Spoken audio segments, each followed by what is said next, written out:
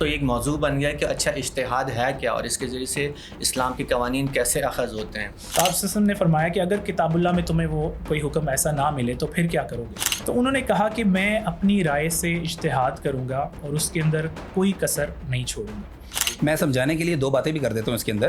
اس وقت کلوننگ نہیں تھی, صحیح, ابھی کلوننگ بات آ گئی ہے. اس وقت کرپٹو کرنسی بلاک چین نہیں تھا, اب وہ آ گیا ہے. اب یہ وہ معاملات ہیں جس کے اوپر اسلام انٹیلیجنس ہے, آرٹیفیشل انٹیلیجنس ہے, اس کے اوپر جینیٹک انجینئرنگ شروع کر دی ہے. جی بچوں کے خاص طرح کا آنکھوں کا کلر ہم نے بنانا ہے, تو اس کے اوپر اسلام کی کیا احکامات موجود ہیں؟ تو کہ اسلام جو ہے ان چیزوں پہ اجتہاد کی اجازت دیتے جہاں پہ اسلام خاموش ہے. آپ ماڈرنسٹ کی بات کر رہے ہیں, میں بالکل ماڈرنسٹ سے لے کر سارے لوگ جنہوں نے اسلام کی شکل کو مغرب کے مطابق کرنے کی کوشش کی ہے, ان کے سامنے سب سے پہلا مسئلہ کیا تھا؟ سب سے پہلا مسئلہ یہ تھا کہ ہر چیز کے بارے میں حکم موجود ہے. صحیح, تو اگر ہر چیز کے بارے میں حکم موجود ہے تو ہم ایک چیز انٹروڈیوس کیسے کریں؟ جمہوریت انٹروڈیوس کرنی ہے, کیسے انٹروڈیوس ہوگی؟ تو وہ کہیں گے یار دیکھیں نظام حکومت میں تو اسلام خاموش ہے. ٹھیک, اچھا پھر اس کے پیچھے جو سازش شریکی کی ظاہری بات ہے, پھر جو استعماری کفار تھا انہوں نے مدد کی, وہ یہ کہ مسلمانوں کو 100-200 سال لگا کے اپنی ورثے سے, علمی ورثے سے کاٹ دیا. الحمدللہ رب العالمین والصلاۃ والسلام علی اشرف الانبیاء والمرسلین وعلی آلہ واصحابہ اجمعین. ناظرین, انٹلیکچوئل اسلام کی اس پوڈ کاسٹ میں آپ لوگوں کو خوش آمدید. آج کا ہمارا جو موضوع ہے وہ اجتہاد کا موضوع ہے, اور یہ اس حوالے سے ہم نے اس موضوع کو چنا کہ جو ہم موجودہ حالات کے اندر دیکھ رہے ہیں کہ مسلم ممالک کے اندر اوور آل اسلام کی جو ایک چاہت بڑھ رہی ہے اور ایک چینج کی ایک ویو جو ہے جو چل رہی ہے, جس کے اندر مسلمان ایک نئے نظام کی ڈیمانڈ کر رہے ہیں اور اسلام کے نظام کو نافذ کرنے کی بات کر رہے ہیں. تو وہیں پہ یہ اجتہاد کا جو کانسیپٹ ہے یہ بھی بہت زیادہ جو ہے وائڈلی ڈسکسڈ ایک کانسیپٹ بن گیا ہے, کیونکہ اسلام کے نظام کے اندر اجتہاد کے ذریعے سے جو ہے وہ قوانین, اسلام کے جو قوانین ہیں ان کو اخذ کیا جاتا ہے. تو اسلام کا نظام کیونکہ لوگ مانگ رہے ہیں اور لوگ چاہتے ہیں کہ اسلام کو امپلیمنٹ ہونا چاہیے, سو ایک موضوع بن گیا کہ اچھا اجتہاد ہے کیا اور اس کے ذریعے سے اسلام کے قوانین کیسے اخذ ہوتے ہیں. اور اس کے اوپر بہت ساری اوبویسلی کنفیوژنس بھی ہماری امت کے اندر موجود ہیں. تو ہمارے جو ہے لوگوں کے اندر سوالات ہیں کہ اجتہاد کا دروازہ تو بند ہو گیا تھا, یا کیا اجتہاد ان چیزوں میں کیا جاتا ہے جس کے اندر اسلام خاموش ہے, اور اجتہاد کون کر سکتا ہے اور یہ کس طریقے سے امپلیمنٹ ہوگا. تو یہ بہت ساری کنفیوژن ہیں, کویشچن ہیں, جس کی وجہ سے آج کا یہ پوڈ کاسٹ جو ہے وہ ہم نے اس موضوع کو اس میں رکھا. تو اس پوڈ کاسٹ میں ہمارے ساتھ 2 گیسٹ شامل ہوئے ہیں جو اس کے اوپر میں ان کے ساتھ بات کروں گا مختلف اس کے پہلوؤں کے اوپر. ہمارے ساتھ رضوان صاحب موجود ہیں, السلام علیکم. وعلیکم السلام. اور ہمارے ساتھ حماد موجود ہیں, السلام علیکم. وعلیکم السلام. تو ان کے ساتھ انشاءاللہ اس کے اوپر بحث ہوگی. سب سے پہلے میں رضوان آپ کی طرف آتا ہوں کہ اس موضوع کو سٹارٹ کرتے ہوئے ناظرین کے لیے کہ ایکچولی اجتہاد ہے کیا, اس کے اوپر اگر آپ تھوڑی سی روشنی ڈال دیں. صحیح ہے, جزاک اللہ. دیکھیں عرفان بھی, اللہ سبحانہ تعالیٰ نے انسانیت کو تخلیق کیا تو اللہ تعالیٰ نے اس کا ایک مقصد بھی جو ہے اسائن کیا اس کے ساتھ, اور وہ مقصد ہمیں قرآن کریم میں اللہ سبحانہ تعالیٰ نے خود بتا دی کہ اللہ تعالیٰ نے انسانیت کو اپنی بندگی کے لیے پیدا کیا, رائٹ. تو اب اس کے لیے یہ ضروری تھا کہ اللہ سبحانہ تعالیٰ انسان کو اپنی ہدایات جو ہے وہ پہنچا سکے, کیونکہ بندگی بیسکلی انہی ہدایات کو فالو کر کے ہی جو ہے وہ کی جا سکتی ہیں. تو اس کے لیے پھر اللہ سبحانہ تعالیٰ نے اپنے انبیاء کا سلسلہ جو ہے وہ یعنی کہ شروع کیا, اور اپنے ہی لوگوں میں سے چند لوگوں کو منتخب کیا کہ وہ رسول کے طور پر جو ہے وہ اللہ سبحانہ تعالیٰ کی ہدایات کو لوگوں تک پہنچا سکیں.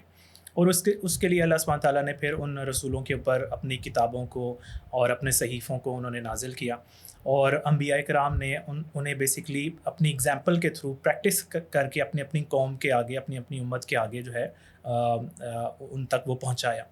اچھا, لوگوں کے سے اب یہ مطلوب ہے اور پہلے بھی تھا کہ وہ اس وحی کو جو کہ ان تک پہنچی ہے کتابوں کے ذریعے, اور وہ اگزامپل جو کہ ان کے رسولوں نے یعنی کہ پریکٹس کر کے انہیں دکھائی ہے, اس کے اوپر جو ہے وہ عمل پیرا ہوں, اور اسی کے ذریعے وہ اس مقصد کو پورا کر سکیں گے جو اللہ سبحانہ تعالیٰ نے انسانیت کو پیدا کرتے ہوئے جو ہے وہ ڈیفائن کیا تھا. تو اسی طرح رسول اللہ صلی اللہ علیہ وسلم کو اللہ سبحانہ تعالیٰ نے بھیجا اور آخری رسول کے طور پر بھیجا، اور ہم یہ جانتے ہیں کہ قیامت تک جو ہے مطلب اس کے بعد کوئی نبی نہیں آنا، اور اسی طرح جو قرآن کریم ہے اس کے بعد قیامت تک کوئی اور کتاب نہیں آنی۔ تو اب جو مسلمانوں سے ریکوائرڈ ہے، ہم سے جو ریکوائرڈ ہے وہ یہ ہے کہ ہم اللہ سبحانہ تعالیٰ کی ہدایات جو کہ قرآن کریم میں آئی ہیں اور جو ہمیں رسول اللہ صلی اللہ علیہ وسلم کے اسوہ حسنہ سے پتہ لگتی ہیں، جو کہ سنت ہے بیسیکلی، سو قرآن و سنت میں جو ہدایات جو احکامات آئے ہیں ہم جو ہے ان کے اوپر چل سکیں، اور اس کے لیے ضروری ہے کہ فرسٹ آف آل ہم ان احکامات کو جان سکیں، ٹھیک ہے۔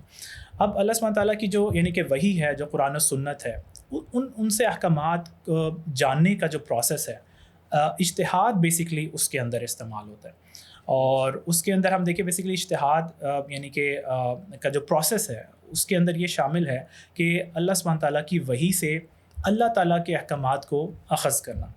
تو اس میں دو چیزیں آپ دیکھیں کہ اس کے اندر آتی ہیں، دو نکات ہیں۔ ایک تو یہ ہے کہ جس چیز کو اخذ کیا جا رہا ہے وہ اللہ سبحانہ تعالیٰ کا حکم ہے، ٹھیک ہے، وہ انسان کی مرضی نہیں ہے، انسان کی خواہش نہیں ہے، کوئی ایسی بات نہیں ہے کہ انسان سمجھے یہ میرا پرسنل اوپینین ہے، اس کو جو ہے وہ بیسکلی اخذ کر رہا ہے یا ایکسٹریکٹ کر رہا ہے، یعنی عقل سے نہیں ہے، آپ یہ کہہ رہے ہیں کہ نصوص سے ہم نے نکالا۔ بالکل ایگزیکٹلی، یعنی کہ جس چیز کو اخذ کیا جا رہا ہے، جو اخذ کی جانے والی چیز ہے وہ اللہ کا حکم ہے، وہ ہماری کوئی خواہش یا ہماری کوئی عقل پر مبنی کوئی بات یا اوپینین نہیں ہے۔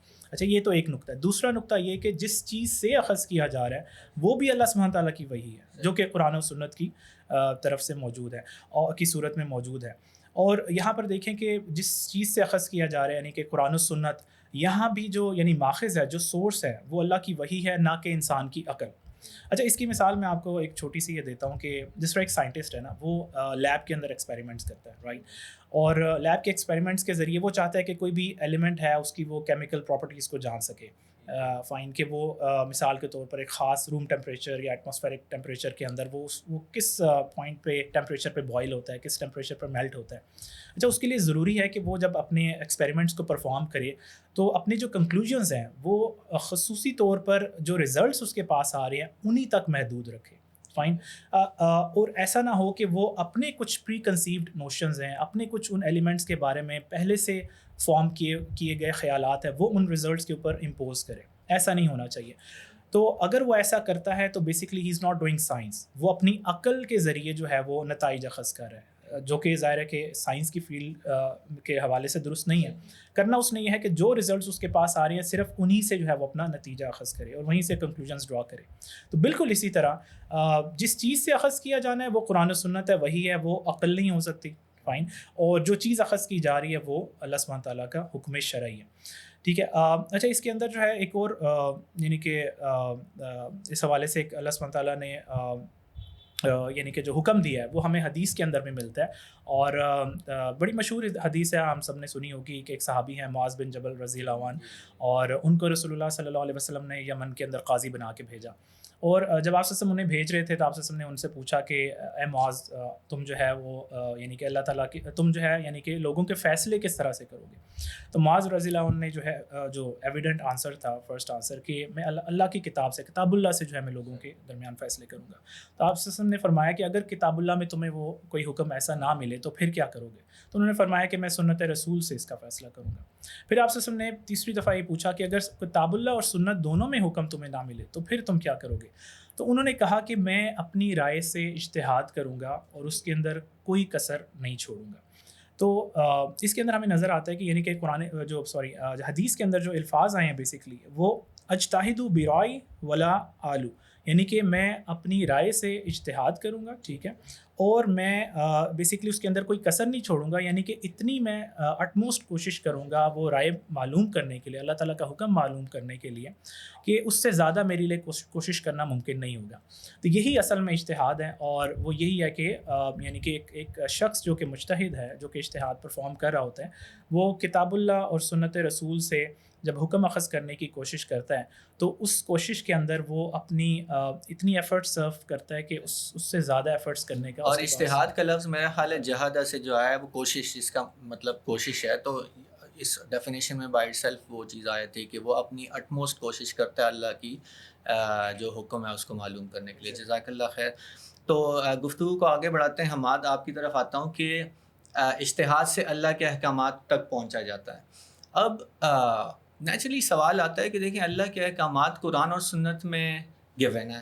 کوئی بھی قرآن جو ہے وہ پڑھ سکتا ہے, اور ظاہر سی بات ہے اگر عربی جانتا ہے تو ڈائریکٹلی احکامات سمجھ سکتا ہے, یا اگر ترجمے سے اگر کوئی عربی نہیں سمجھتا تو ترجمے سے وہ دیکھ لے. تو اللہ کے احکامات تک پہنچنا مطلب کیا مسئلہ ہے اس کے اندر؟ یہ عام بندہ نہیں پہنچ سکتا, یا اس کی کیا اجتہاد کی کیا امپورٹنس ہے, کیسے یعنی کیا جو ہے اس کا یعنی آج کے دور میں اس کو ہم کیسے امپلیمنٹ کریں گے؟ بسم اللہ الرحمن الرحیم. جی شکریہ, آپ نے مجھے بلایا آج.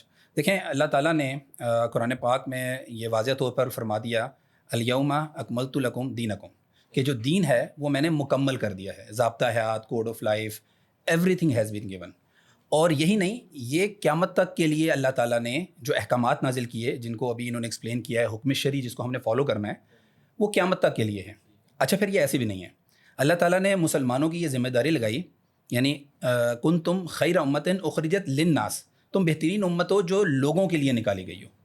اچھا اب مسلمانوں نے اس کا مطلب یہ کہ صرف اپنے موجودہ اور آنے والے مسائل کے متعلق حکم شرعی نہیں دیکھنا, پوری دنیا میں تمام انسانوں کو جو درپیش مسائل ہیں ان کا حل بھی اسلام سے ہی دینا ہے. اچھا یہ جو وسعت ہے وہ اللہ تعالیٰ نے اس چیز میں رکھی ہے جو اللہ تعالیٰ نے نازل کی ہے.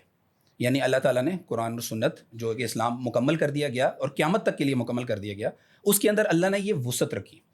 یہ وسعت کا تقاضا ہے کہ اللہ تعالیٰ نے اجتہاد کا ٹول, اجتہاد کا طریقہ کار مسلمانوں کو دیا. اللہ کے نبی صلی اللہ علیہ وسلم نے خود سکھایا صحابہ کرام کو کہ اجتہاد کیسے کیا جاتا ہے, اور سکھانے کا مقصد یہی تھا کہ آنے والے ادوار کے اندر جب معاملات کو کے متعلق کوئی حکم شرعی معلوم کرنے کے لیے کوئی مجتہد ایفرٹ کرے گا تو اس کا وہ خود اللہ کے نبی نے وہ طریقہ کار سکھایا ہوا ہے. اچھا اس کا مطلب یہ ہے کہ اجتہاد جو ہے نا اس کے مینلی دو فنکشنز ہیں یہاں پہ. ایک تو یہ کہ جو نصوص اور جو احکام اللہ تعالیٰ کے موجود ہیں, اگر کسی نص کے اندر, کسی حکم کے اندر وہ ظنی الدلالہ ہے, ظنی الدلالہ سے مراد یہ ہے کہ اس میں ایک سے زیادہ معنی پائے جانے کا احتمال موجود ہے, یعنی ایک سے زیادہ اوپینینز وہاں تھے, تو پھر اس وقت ایسے موضوع پر مجتہد جو ہوتا ہے وہ اپنی پوری ایفرٹ لگا کر, کوشش کر کے اس چیز تک پہنچتا ہے جو کہ مضبوط دلیل کی بنیاد پر ایک قوی اوپینین ہے. تو اجتہاد جو ہے وہ ضمنی معاملات کے اندر کیا جاتا ہے اور ایک خاص اوپینین تک پہنچا جاتا ہے تاکہ یہ پتہ کیا جا سکے کہ اس مسئلے میں اللہ تعالیٰ کی منشا, اللہ تعالیٰ کا حکم, اللہ تعالیٰ کی مراد کیا تھی.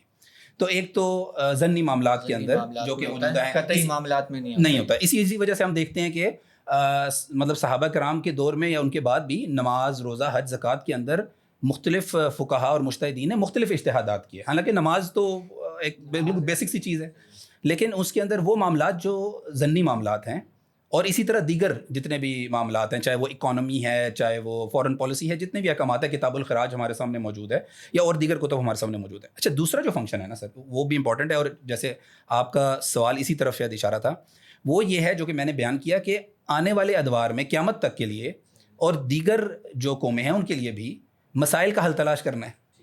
ٹھیک, اس کے لیے چونکہ وہ واقعہ ابھی رونما ہوا نہیں نا, تو اس کے اوپر نص نہیں آ سکتی. تو اس وجہ سے اللہ تعالیٰ نے اپنے شرعی نصوص کے اندر یہ وسعت رکھی ہے کہ آنے والے دور کے واقعات سے ملتی جلتی کوئی حکم جو ہے وہ موجود ہوگا, اور مجتہد قیاس کے ذریعے جو واقعہ رونما ہوا ہے اور جو واقعہ اللہ کے نبی کے دور میں تھا اس کو آپس میں میپ کر کے, قیاس کر کے ایک حکم جو ہے وہ ایکسٹینڈ کرتا ہے ایک آلریڈی موجودہ حکم کو ایک موجودہ ریئلٹی سے ایک ایسی ریئلٹی پہ جو کہ اس وقت موجود نہیں تھی, تو اس کو ایکسٹینڈ کیا جاتا ہے. یہ وہ کیپیبلٹی ہے شرعی نصوص کے اندر, قرآن و سنت کے اندر, اور اجتہاد کا جو ٹول ہے یہ وہ کیپیبلٹی ہے جس کی وجہ سے مسلمان نہ صرف 21ویں صدی بلکہ 31ویں صدی بلکہ قیامت تک کے لیے تمام مسائل کا حل دین سے, قرآن سے دے سکتے ہیں جو کہ پورا ہو چکا. بالکل صحیح ہے. یعنی کہ اگر ہم قرآن اور حدیث کو اس طریقے سے لے لیں جو انہوں نے جو رضوان نے آیت بھی جو کوٹ کی کہ دین جو ہے وہ مکمل ہو گیا, اس طرح سے لے لیں کہ قرآن حدیث میں ایک ایک چیز کا ذکر آئے گا جو بھی قیامت تک جتنے واقعات ہوں گے یا جو بھی ریالٹیز رونما ہوں گی, تو پھر تو مطلب قرآن جو ہے وہ اتنی کتاب نہ ہو شاید پھر تو الماری کی الماریاں بھر جائیں. اگر بالکل ایک ریالٹی کو اس طرح ڈسکس کرے اللہ سبحانہ تعالیٰ ایک چیز پہ اس طرح وہی بھیجتا تو پھر یہ ریالٹی ہوتی. یعنی کہ لمیٹڈ ٹیکسٹ کے اندر اللہ تعالیٰ نے اس دین کو ایسے مکمل کر لیا کہ اس لمیٹڈ ٹیکسٹ کے اندر سے نئی آنے والی جتنی بھی ریالٹیز ہیں ان کے اوپر اس کو اپلائی کیا جا سکتا ہے اور احکامات ان کے لیے اخذ کیے جا سکتے ہیں. تو یہ ایک یعنی کہ بلکہ یہ ایک بڑی خصوصیت ہے ہماری. میں سمجھانے کے لیے 2 باتیں بھی کر دیتا ہوں اس کے اندر. مثال کے طور پہ اس وقت کلوننگ نہیں تھی, صحیح, ابھی کلوننگ بات آ گئی ہے. اس وقت کرپٹو کرنسی بلاک چین نہیں تھا, اب وہ آ گیا ہے. اب یہ وہ معاملات ہیں جس کے اوپر اسلام انٹیلیجنس ہے, آرٹیفیشل انٹیلیجنس ہے, اس کے اوپر جینیٹک انجینئرنگ شروع کر دی ہے جی. بچوں کے ایک خاص طرح کا آنکھوں کا کلر ہم نے بنانا ہے, تو اس کے اوپر اسلام کے کیا احکامات موجود ہیں. تو یہ وسعت قرآن اور سنت کے جو آپ جس طرح آپ نے بیان کیا کہ اللہ تعالیٰ نے, اور یہ بھی ایک معجزہ ہے, قرآن کا معجزہ ہے کہ ایک ایسی کتاب جو کہ ایک خاص لمیٹڈ صفحوں کے اندر ہے, وہ ان معاملات پہ جو ابھی ہم نے ذکر کیے 4-5 اور ان کے علاوہ کئی معاملات جو کہ قیامت تک آئیں گے ان کا بھی ذکر اس کتاب کے اندر گائیڈنس دیتی ہے. بالکل صحیح ہے. تو اس میں ایک چیز جو آپ سے اس چیز کو جاری رکھتے ہوئے کہ ایک جو سوچ لوگوں کے ذہن میں بنتی ہے کہ, اور کئی دفعہ یعنی کہ اس کو کوٹ بھی کر دیتے ہیں کہ اسلام جو ہے ان چیزوں پہ اجتہاد کی اجازت ہے جہاں پہ اسلام خاموش ہے.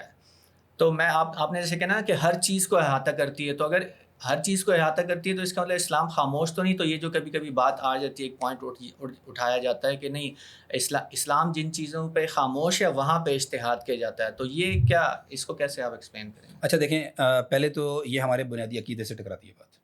یعنی جب اللہ تعالیٰ نے کہہ دیا کہ میں نے دین مکمل کر دیا ہے, اور یہ جو کتاب ہے وَنَزَّلْنَا عَلَيْكَ الْكِتَابَ تِبْيَانًا لِكُلِّ شَيْءٍ, ہر چیز کا بیان اس کتاب کے اندر ہم نے کر دیا. تو جب اللہ تعالیٰ نے یہ کہہ دیا کہ قیامت تک کے لیے یہ دین میں نے یہیں پر مکمل کر دیا ہے, تو اس کا مطلب ہے قیامت تک کے لیے تمام مسائل کا ذکر اس کے اندر اور ان کا حل اس کے اندر موجود ہے. تو یہ کہنا کہ اسلام کسی ایک ایسے انسانی عمل کے اوپر خاموش ہے کہ انسان خود سوچ لے اس کے اندر, یہ ممکن ہی نہیں ہے. تو یہ تو میں آپ کو بات کر رہا ہوں کہ ہمارے عقیدے سے بات ٹکراتی ہے. لیکن میں تھوڑا سا اس کی ایکسپلینیشن بھی دینا چاہوں گا. وہ یہ کہ پہلے تو یہ سمجھ لینا چاہیے کہ یہ جو ایشو فریم کیا گیا یا جو کوسچن رکھا گیا یا جو بات ایک رکھی گئی کہ کچھ چیزوں کے اوپر اسلام خاموش ہے, تو ہم خود آپس میں ایک اجتہاد یا ایک عقل تھوڑی سی استعمال کرتے ہیں. یہ اس وجہ سے کیا گیا اور اس کے لیے ایک پوری سازش کی گئی. وہ یہ کہ وہ لوگ جو کہ مسلم امت کے اندر ایسے لوگ تھے جو ذرا مغرب سے مرغوب تھے اور ان کی کچھ چیزوں کو انٹروڈیوس کرنا چاہتے تھے, تو ان کے سامنے یہ مسئلہ تھا کہ اگر ہر چیز پہ حکم شرعی موجود ہے تو ہم ایک نئی چیز کیسے انٹروڈیوس کریں گے. آپ ماڈرنسٹ کی بات کر رہے ہیں. میں بالکل ماڈرنسٹ سے لے کر سارے لوگ, وہ سارے لوگ جنہوں نے اسلام کی شکل کو مغرب کے مطابق کرنے کی کوشش کی ہے, ان کے سامنے سب سے پہلا مسئلہ کیا تھا؟ سب سے پہلا مسئلہ یہ تھا کہ ہر چیز کے بارے میں حکم موجود ہے.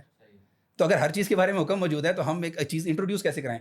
تو انہوں نے, اور جمہوریت انٹروڈیوس کرنی ہے, کیسے انٹروڈیوس ہوگی؟ تو وہ کہیں گے یار دیکھیں نظام حکومت میں تو اسلام خاموش ہے.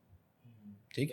اچھا, پھر اس کے پیچھے جو سازش چھڑی کی ظاہری بات ہے, پھر جو استعماری کفار تھا انہوں نے مدد کی, وہ یہ کہ مسلمانوں کو 100-200 سال لگا کے اپنی ورثے سے, علمی ورثے سے کاٹ دیا.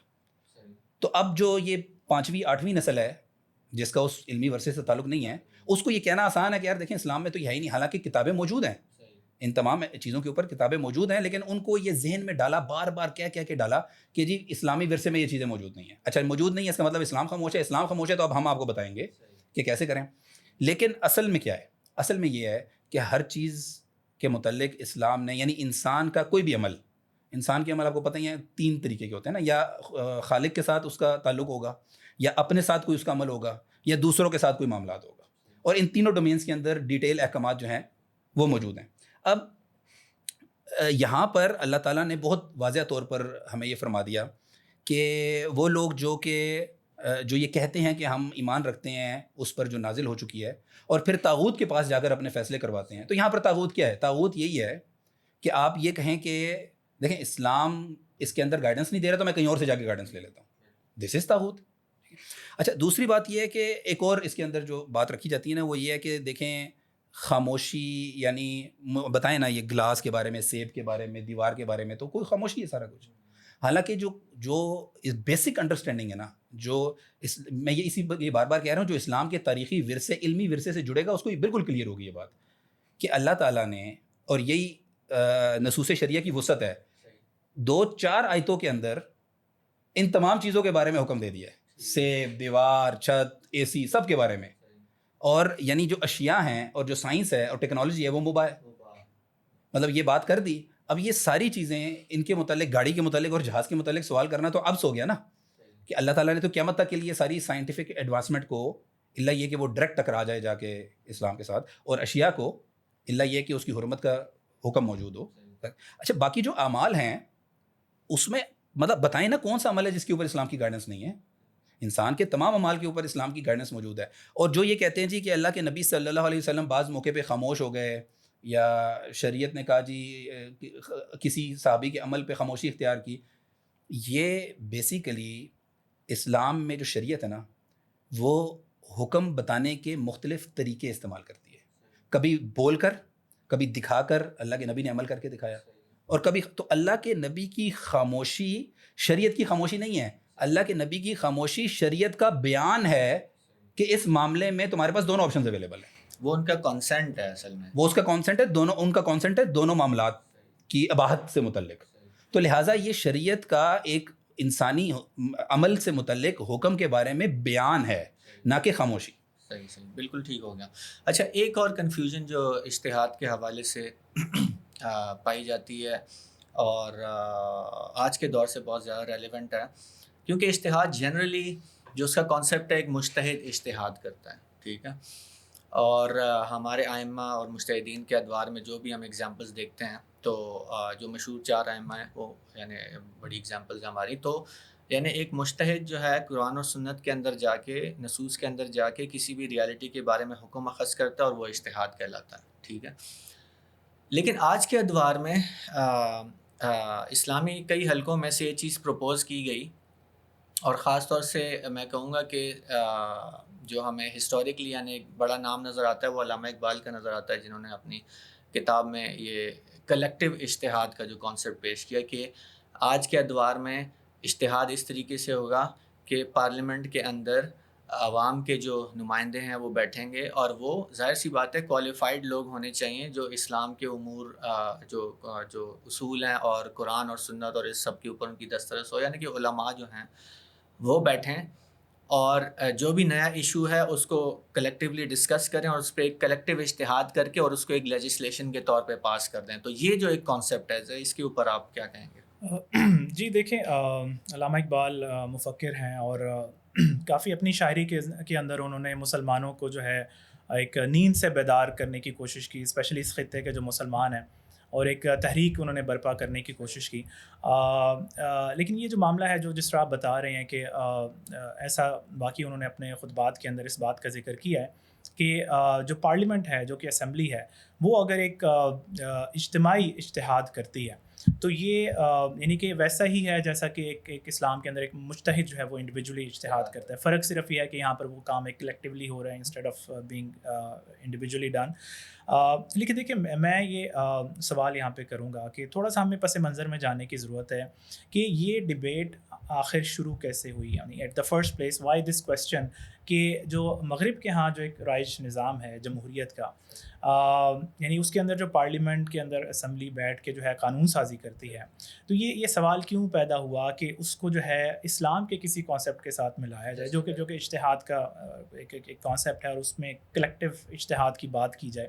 جبکہ مسلمانوں کا جو نظام ہے وہ تو یعنی خلافت کا نظام ہے، اور اس کے اندر جو ہے وہ خلیفہ جو ہے اللہ سبحانہ تعالیٰ کی شریعت یعنی وحی کے مطابق حکومت کرتا ہے، اور اسلام کا پورا ایک یعنی کہ پروسیس ہے وہ انشاءاللہ آگے چل کے اس پہ بات بھی ہو جائے گی. لیکن ایک مغرب کا نظام ہے اور ایک اسلام کا نظام ہے، تو وائی دس نیڈ کہ ہم یہ کویسچن ایک پوچھیں. تھوڑا سا اگر میں چاہوں گا آپ مجھے اجازت دیں تو تھوڑا سا اس کے پس منظر کے اندر اگر ہم جائیں تو بیسیکلی یہ یعنی کہ مغرب کی طرف سے جو فکری یلغار ہے ان کے کانسیپٹس کی، ان کی ویلیوز کی، ان کی ایتھکس کی، اس نے مسلمانوں کو بہت زیادہ متاثر کیا. اور ماڈرنسٹس میں کچھ لوگ تو وہ تھے جو کہ بالکل ہی یعنی کہ مغرب کا دائیں بازو بنے، یعنی مسلمانوں کے اندر ان کا اعلیٰ کار بنے. لیکن اس کے علاوہ بہت سارے مسلمان تھے اور مسلمانوں کے بہت سارے مفکرین تھے جو کہ کسی نہ کسی طرح سے وہ بھی افیکٹ ہوئے بغیر نہیں رہ سکے. اچھا، تو جو ماڈرنسٹ ہیں جو کہ بیسیکلی مغرب کا اعلیٰ کار بنے اور بالکل فرنٹ لائنز میں آ کے انہوں نے جو ہے وہ اسلام کے اندر مغربی افکار کو جو ہے وہ شامل کرنے کی کوشش کی. تو اصل میں وہ مغرب کی جو طرف سے جو ان کی ویلیوز کی یونیورسیلٹی کا کلیم تھا اس سے جو ہے وہ بہت زیادہ افیکٹ ہوئے اور مروب ہوئے. مغرب کے ہاں ہمیں پتہ ہے کہ یعنی کہ جب انہوں نے چرچ اور بادشاہ کی جو حکمرانی ہے اور ان کی جو ایکسپلائٹیشن ہے اس سے جب انہوں نے آزادی حاصل کی تو ایک فضا ایسی قائم ہوئی جس کے اندر یعنی کہ ان کے ہاں فلاسفرز آئے اور بہت سارے مفکرین آئے، ایون سائنٹسٹ آئے، انہوں نے اپنی اپنی یعنی فیلڈ کے اندر جو ہے وہ اپنا اظہار رائے جو ہے وہ انہوں نے کرنا شروع کیا. تو یعنی کہ اسی دوران جو ہے مغرب کے اندر سائنٹیفک ریولوشن آتا ہے اور ہمیں نظر آتا ہے کہ مغرب نے چند ایسی ڈسکوریز کی جو کہ یعنی کہ بریک تھرو ڈسکوریز تھی. مثال کے طور پر جو یونیورسل لا آف گریویٹیشن ہے، یعنی کہ جو سولر سسٹم ہے اس کے اندر جو یعنی کہ سارے سیارے ہیں اور جو کائنات ہے وہ کس طرح سے فنکشن کرتی ہے، اور کیلکولس کے ذریعے چند میتھمیٹیکل ایکویژنز سے جو ہے کائنات کے جو لاز آف موشن ہے یا گریویٹیشنل لاز ہیں یا فزیکل لاز ہیں ان کو جو ہے وہ لے ڈاؤن کر دیا گیا. تو یہ جو ڈسکوری ہوئی اس سے مغرب کے اندر ایسے فلاسفرز پیدا ہوئے جنہوں نے یعنی اس ڈسکوری کے ذریعے وہ اتنے زیادہ سائنس سے obsess ہوئے کہ انہوں نے جو سائنٹیفک میتھڈ تھا جس کو امپیریکل میتھڈ بھی کہا جاتا ہے، جس کے اندر ایک ریپیٹڈ ایکسپیریمنٹیشن اور آبزرویشن کے ذریعے چند کنکلوژنس تک پہنچا جاتا ہے. تو سائنس کے اندر یہ میتھڈ تو فالو ہوتا ہے اور یہ ایک ویلڈ میتھڈ ہے اور سائنٹسٹ یہی میتھڈ فالو کرتے ہیں. لیکن انہوں نے under the obsession of science انہوں نے یہ کیا کہ یہ امپیریکل میتھڈ انہوں نے سائنس کے علاوہ مختلف اور فیلڈس پہ بھی اپلائی کرنا شروع کیا. تو ہمیں نظر آتا ہے کہ پالیٹکس جو کہ پہلے پالیٹکس کہلاتی تھی اس کو پولیٹیکل سائنس کہنا شروع کر دیا، سوشیولوجی کو سوشل سائنس کہنا شروع کر دیا، اور انہوں نے کہا کہ ہم جو ہے یعنی کہ ہیومن افیئرز جو ہیں ان کے جو قوانین ہیں کہ وہ قوانین وہ لاز جو کہ انسانوں کے تعلقات کو جو ہے وہ مینیج کرتے ہیں، ہم ان کو بھی اسی طرح نیچر سے بائی وے آف انڈکشن اخذ کریں گے جس طرح سے ہم فزیکل لاز آف نیچر کو جو ہے وہ اخذ کرتے ہیں اسی سائنٹیفک میتھڈ سے.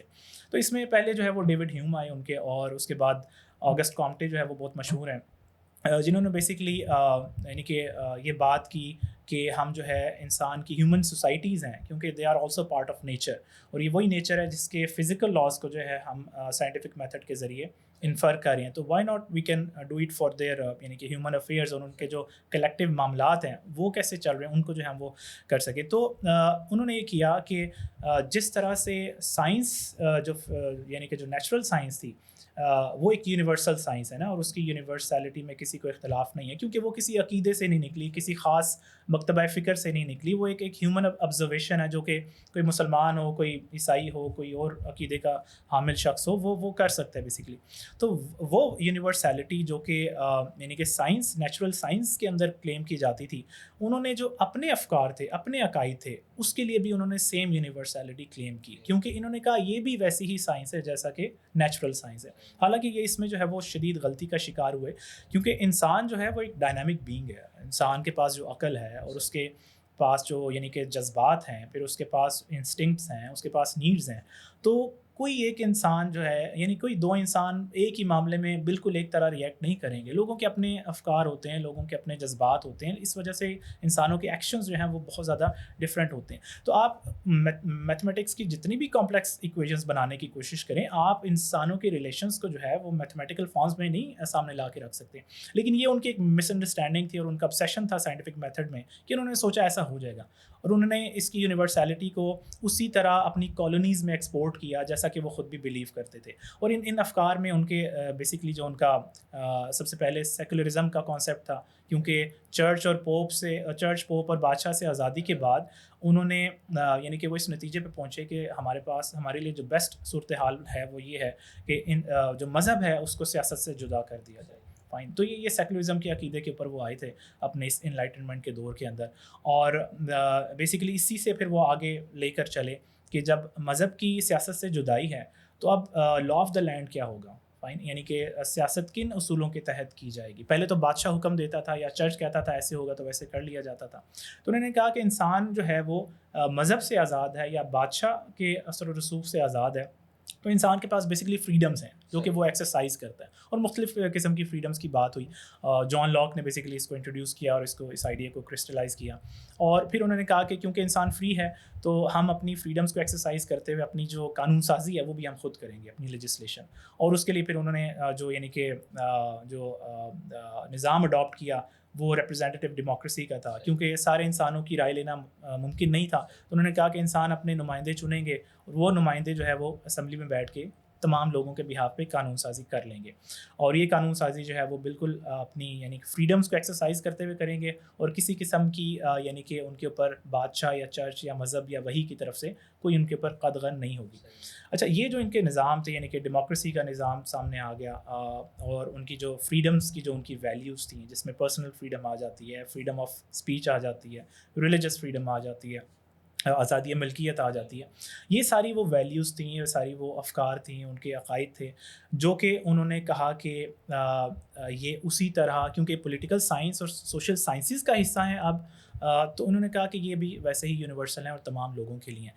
تو یہ وہ دور تھا کہ جب انہوں نے پھر یعنی کہ مسلمانوں کے علاقوں میں اور باقی کچھ علاقوں کے اندر بھی کولونائزیشن برٹن نے شروع کی, اور کولونائزیشن کرنے سے یہ ہوا کہ جو یعنی کہ مغلوب لوگ تھے جہاں جہاں انہوں نے اپنی آکوپیشن کی, اس میں سے چند لوگ ایسے تھے جو کہ ان کی سویلائزیشن سے مروب ہوئے, اور انہوں نے ان کی جو یعنی کہ ویلیوز تھیں ان کو بائی کر لیا, اور انہوں نے اس بات کو بھی بائی کیا کہ واقعی یہ جو ویلیو سسٹم ہمیں دے رہے ہیں, یہ جو افکار ہمیں اور یہ جو نظام ہمیں دے رہے ہیں, یہ واقعی یونیورسل ہیں جس طرح سے سائنس یونیورسل ہیں.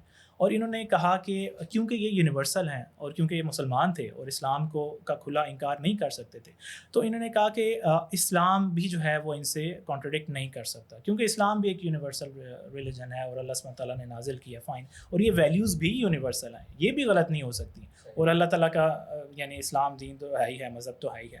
تو اس کو انہوں نے آپس میں مرج کرنے کی کوشش کی, اور یعنی کہ اسی سے جو ہے وہ ماڈرنزم نے جو ہے وہ جنم لیا. اور ہم یہ دیکھتے ہیں کہ جب یعنی کہ مغرب نے وڈرا کرنا شروع کیا تو مسلمانوں کے پاس ظاہر ہے کہ وہ کوئی آپشن نہیں چھوڑ کے جانا چاہتے تھے کہ مسلمان واپس اس خلافت اپنے اس نظام کی طرف پلٹ جائیں جس کو وہ توڑنے کے بعد مسلمانوں کو نیشن سٹیٹس میں بانٹ کر جو ہے وہ جا رہے تھے. اور یہ پوسٹ ورلڈ وار 1 کی بات ساری ہو رہی ہے جب برٹن نے اس سارے ٹائم کے اندر انخلا شروع کیا اپنا وڈرال. تو یہ ڈسکشن پھر تب مسلم علاقوں کے اندر یعنی کہ انیشیٹ ہوئی اس حوالے سے, اور بہت زیادہ اس نے زور پکڑا کہ اب برٹن تو جا رہا ہے اور مسلمانوں کے پاس نظام تو خلافت کا تھا, لیکن خلافت کو تو اس نے برٹن نے ختم کر دیا, تو مسلمان یا تو خلافت کے نظام کو واپس لے کے آئیں جو کہ برٹن نہیں چاہتا تھا. تو یہ پھر ڈسکشن شروع ہوئی کہ برٹن جو اپنی یعنی کہ لیگیسی چھوڑ کے جا رہا ہے نظام کے حوالے سے, جو ڈیموکریسی کا سسٹم ہے, جو کیپٹلسٹ اکنامک سسٹم ہے, اور جو فریڈمز اور جو جینڈر ایکویلٹی کی اور ویمن رائٹس اور فیمنزم کی جو ساری ان کی ویلیوز ہیں, تو انہی کو کسی طرح جو ہے نا یعنی کہ اسلام کا لبادہ اڑا کے انہی کو انسٹیٹیوشنلائز کر دیا جائے اور وہی پرسسٹ کریں اور وہ ختم نہ ہو اور مسلمان اپنی پرانی لیگیسی میں واپس نہ چلے جائیں.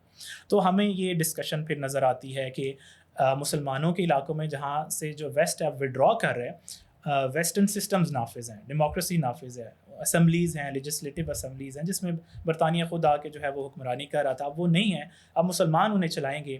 تو اب آیا جو ہے یعنی کہ ان کو کسی طرح سے اسلام کا لبادہ اڑایا جائے. تو یہ سوال جو آپ نے پوچھا یعنی کہ اس کا پس منظر کے طور پہ میں نے یہ آپ سے عرض کیا کہ اس کا یہی تھا. یہ ڈسکشن اس طرح سے ریز ہوئی کہ جو پارلیمنٹس ہیں, اسمبلیز موجود ہیں, وہ قانون سازی کر رہی ہیں, تو کیا یہ اجتماعی جو اجتہاد ہے کہیں یہ اس کے برابر نہیں ہے؟ تو لیکن دیکھیں اس کو تھوڑا سا میں اس کو بریفلی رکھوں گا کہ اس میں ایک چیز دیکھیں کہ اجتہاد کے اندر جو یعنی کہ انسان جو ہے وہ جو مجتہد ہے بیسیکلی, صحیح ہے, وہ اللہ سبحانہ تعالیٰ کی وحی کے مطابق فیصلہ کر رہا ہوتا ہے, ٹھیک ہے.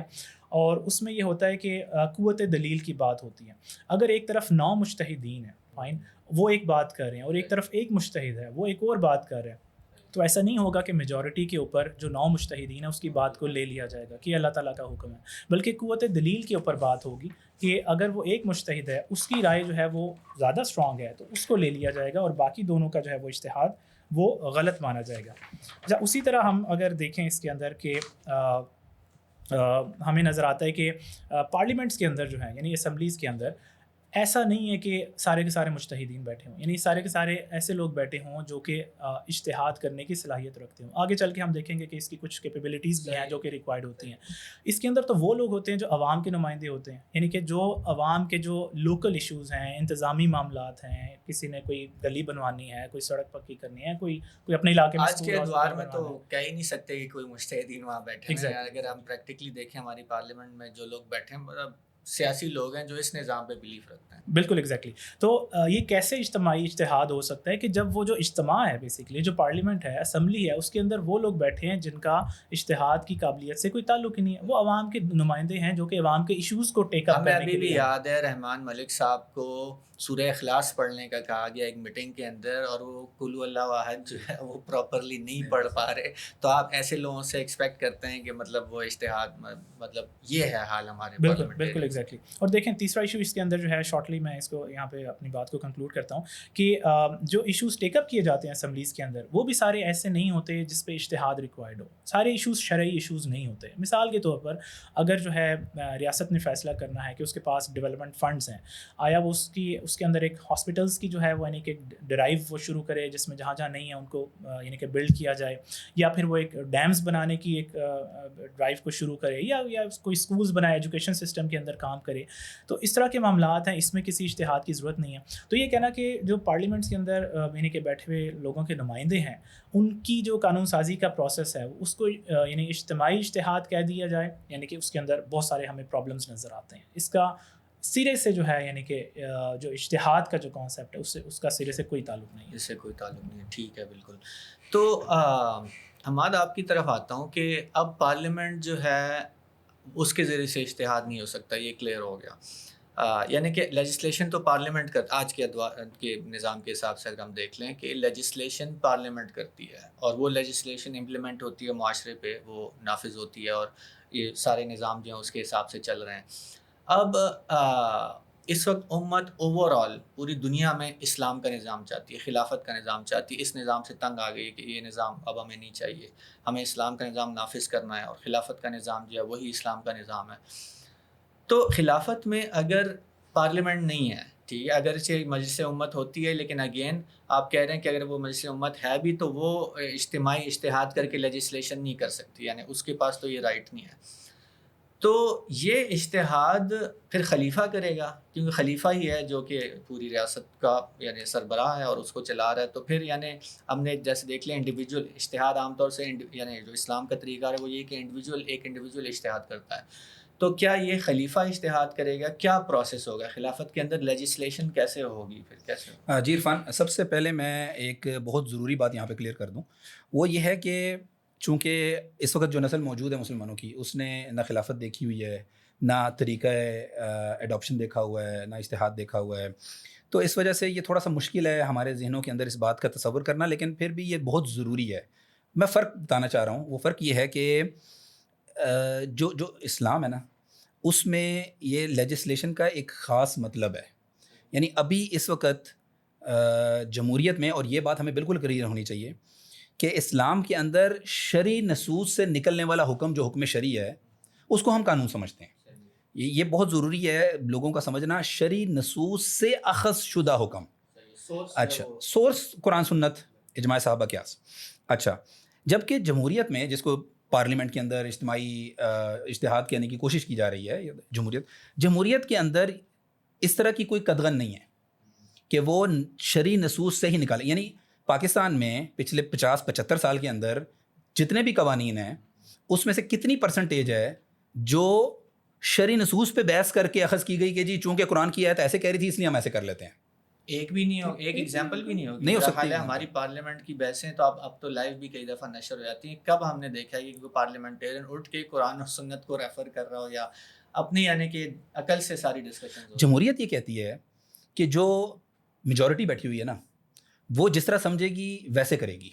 اچھا دیکھیں، یہ ممکنات میں سے ہے کہ وہ قرآن کو یا سنت کو ایک اچھا لٹریچر، ایک اچھا سورس سمجھتے ہوں وہ اس کے مطابق، لیکن میں یہ کہہ رہا ہوں کہ وہ پابند نہیں ہے. وہ مختلف جگہ سے سورسز سے چیزیں اٹھاتے ہیں اور ممکن ہے کہ اس میں سے کبھی کبھی وہ قرآن سے کوئی چیز لے لیں اور کبھی نہ بھی لیں. ٹھیک ہے، لیکن اصل بات کیا ہے؟ اصل بات یہ ہے کہ وہ قرآن سے لے رہے ہیں یا نہیں لے رہے، یہ اصل بات نہیں. اصل بات یہ ہے جو کہ جمہوریت کا ایک جزو ہے کہ جو اکثریت نے جس طرح بات کر دی نا ویسے ہی بات ہو جائے گی. بالکل، یعنی 50%+1 یہ سے کہتے ہیں جو کانسیپٹ ہے، 50%+1 ہو گیا بس وہ بات مان لی جائے. اس کے برعکس جیسے انہوں نے ابھی رضوان صاحب نے کہا، اور یہ بہت بہترین بات تھی کہ 100 لوگ ایک طرف کھڑے ہیں، 2 ایک طرف کھڑے ہیں، عدد تو شمار ہے ہی نہیں نا. شرعی نصوص سے اخذ شدہ چیز کو ہم قانون کہتے ہیں. اچھا، اب خلافت میں یہ سارے، اب دیکھیں نا ریاست کو چلنے کے لیے مختلف قوانین چاہیے نا، ٹریفک کے قوانین چاہیے اور چیزیں چاہیے، اکانومکس چاہیے، عدالت کیسے چلے گی ایٹسیٹرا، پورا نظام ہے، پولیٹیکل سسٹم کیسے چلے گا، یہ ساری چیزیں ہیں. اور یہی سوال پھر لوگ کہتے ہیں کہ اچھا تو اگر لوگ نہیں بنائیں گے تو پھر کیا ہوگا؟ اگر اکثریت نہیں بنائے گی تو یہ کہاں سے احکامات کہاں سے آئیں گے سارے آپ کے پاس؟ دیکھیں احکامات اللہ تعالیٰ نے جو ہم نے شروع میں بات بھی کی کہ ہم نے چلنا ہے حکم شریع پہ. اچھا، حکم شریع اللہ تعالیٰ نے کیسے بھیجا؟ اللہ تعالیٰ نے اپنے نصوص نازل کیے، اس میں اوامر اور نواہی ہیں.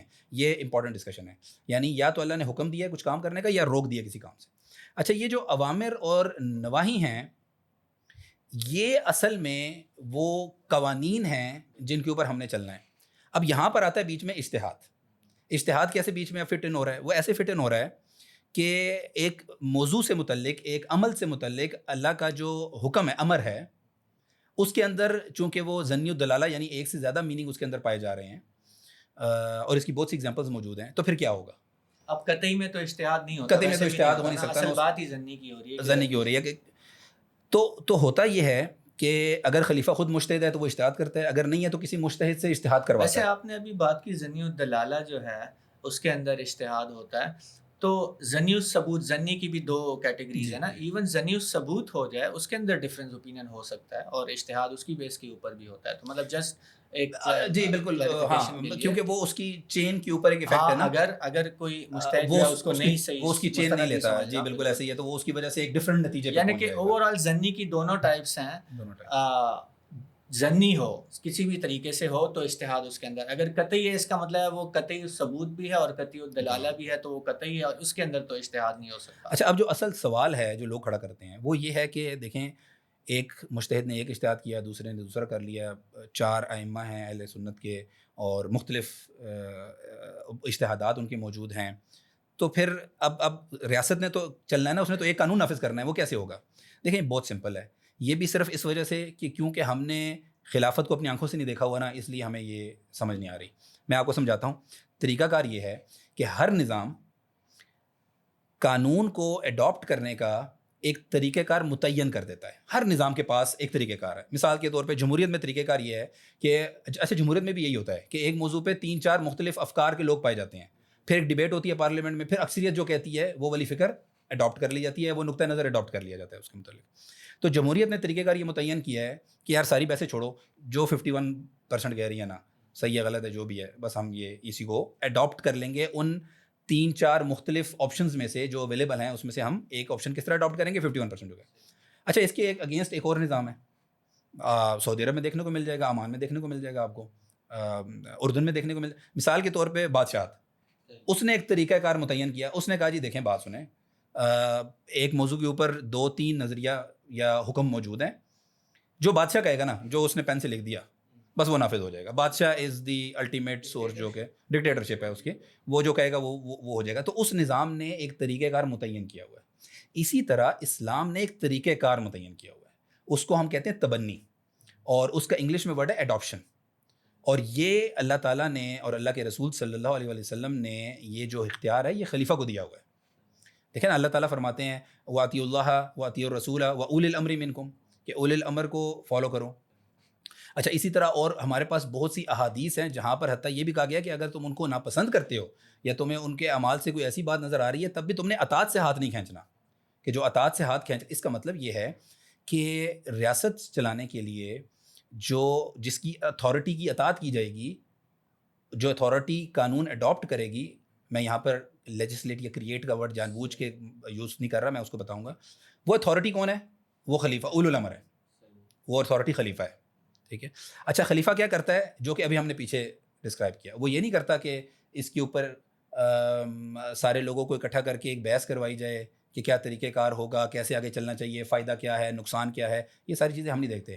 ہم یہ دیکھتے ہیں کہ اللہ کا حکم کیا ہے. اگر وہ خود مجتہد ہے تو خود اجتہاد کرے گا, اگر وہ مجتہد نہیں ہے تو کسی مجتہد سے اجتہاد کروا کے اڈاپٹ کر لے گا. تو دیکھیں مغرب میں بھی یہ مسئلہ ہے کہ یہ جو اسقاط حمل ہے یہ ہونا چاہیے نہیں ہونا چاہیے نا, 2 ڈیبیٹس ہیں. اچھا LGBTQ ہونا چاہیے نہیں ہونا چاہیے, ڈیبیٹس ہیں. ہو سکتا ہے زیادہ لوگ چاہتے ہوں کہ نہیں ہونا چاہیے, نہیں بالکل ایسا ہی ہے آج کل, لیکن ان کا جو لیکن ان کے ہاں نظام نے جو طریقہ کار متعین کیا ہوا ہے وہ کیا ہے, وہ یہ ہے کہ پارلیمنٹ جو کہے گی. تو اب زیادہ لوگ چاہتے ہیں یا نہیں چاہتے, یا زیادہ لوگ کیا کرنا چاہتے ہیں اس کو چھوڑ دیں.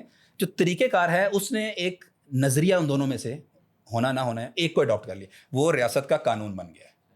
اسی طرح اسلام میں ہے کہ ایک طریقہ کار ہے جس کے تھرو اڈاپشن کی جائے گی, تبنی کی جائے گی, جو اجتہاد لیجیٹیمیٹ میں اس لیے کہہ رہا ہوں کہ جو شرعی نصوص سے حکم شرعی اخذ کیا گیا ہے اس کو دلیل کی بنیاد پر خلیفہ یہ وہ طریقہ ہے اسلام کے اندر کہ جہاں پر ریاست چلانے کے لیے جو قوانین کی ضرورت ہے اس کو خلیفہ تبنی کرتا ہے, اس کو خلیفہ اڈاپٹ کرتا ہے اور پھر وہ اس کو چلاتا ہے. یہ ڈفرینٹ ہے جمہوریت سے.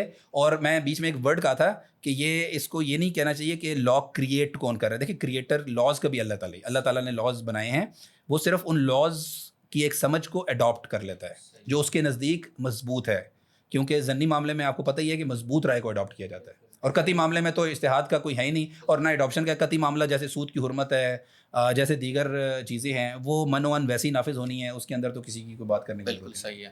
اچھا رضوان آپ کی طرف آتا ہوں کہ جیسے ڈسکس ہوا کہ ضمنی معاملات میں جن میں ڈفرینس آف اوپینین ہوتا ہے وہاں پہ اجتہاد کیا جاتا ہے. اب خلیفہ کسی ایک اجتہاد کو اڈاپٹ کر لے گا. انہوں نے کہا ہم لیجسلیشن کا ورڈ نہیں یوز کرتے, ہم اڈاپشن کا ورڈ یوز کر لیتے ہیں, تبنی کر لیتا ہے عربک کے اس میں اگر ہم کہیں. اب یہاں پہ نیچرلی سوال ارائز ہوتا ہے کہ پھر مطلب باقی لوگ جن کا ڈفرینس اوپینین تھا وہ کیسے اس اسلامی خلافت کے اندر رہیں گے, اور یہ یونٹی کیسے ہوگی. اب مثال طور پہ ہماری ایون ائمہ جو 4 بڑے ائمہ ہیں وہ ڈفرینس اوپینین ان کے اجتہادات کے اندر جو ہیں وہ ہیں. تو خلیفہ کس کو فالو کرے گا؟ کیا لیٹس سے امام شافعی کے اجتہادات کو فالو کرے گا, امام ابو حنیفہ کے کرے گا, یا آج کے ادوار میں کوئی جو بھی اب اگر مجتہدین موجود ہیں ان میں سے کسی ایک مجتہد کو کرے گا؟ لیکن اگر ایک کو کرے گا تو پھر باقی کیسے وہ ریئیکٹ کریں گے, یا ان کے یعنی وہ تو ڈفرینٹ اوپینین رکھتے ہیں, کیا وہ ریئیکٹ کریں گے, وہ کیا اطاعت رکھیں گے پھر بھی خلیفہ کی نہیں رکھیں گے؟ تو کیسے ڈفرینٹ اوپینین کو کیسے مینیج کیا جائے؟ صحیح ہے. اچھا اس سے پہلے آپ نے جو بات کی تھی نا, حماد کے ساتھ آپ کی بات ہو رہی تھی بیسکلی قطعی ثبوت اور ظنی ثبوت کے حوالے سے, تھوڑا سا اس میں ایک چیز ایڈ کرنا چاہوں گا کہ یہ جو اجتہاد کی جو ڈومین ہے نا وہ بیسکلی دلالت کے حوالے سے, یعنی استدلال, قرآن سے استدلال ہو یا حدیث سے استدلال ہو, اس کے اندر جو ہے وہ اجتہاد یوز ہو رہا ہے, یہ اس کی ڈومین ہے. جہاں تک یعنی ثبوت کی بات ہے, یعنی کہ جو سورس اٹ سیلف ہے وہ کس طرح سے جو ہے یعنی کہ ثابت ہے کہ وہ واقعی اللہ سبحانہ تعالیٰ کی طرف سے ہے, اگر وہ قرآن کی آیت ہے, یا وہ جو حدیث ہے وہ واقعی رسول اللہ صلی اللہ علیہ وسلم کا فرمان ہے. قرآن تو پورا ہی قطعی ثبوت ہے, قرآن اور حدیث متواترہ کے اندر بالکل حدیث متواترہ قطعی ثبوت ہیں. اچھا حدیث کے اندر جو ظنی ثبوت آتی ہیں, یعنی کہ احاد حدیث ہیں جن کی جو چین آف نیریشن ہے وہ یعنی کہ متواتر نہیں ہے, یعنی کہ اتنے زیادہ روات نے اسے نقل نہیں کیا کہ وہ جو ہے متواتر تک پہنچ جائے.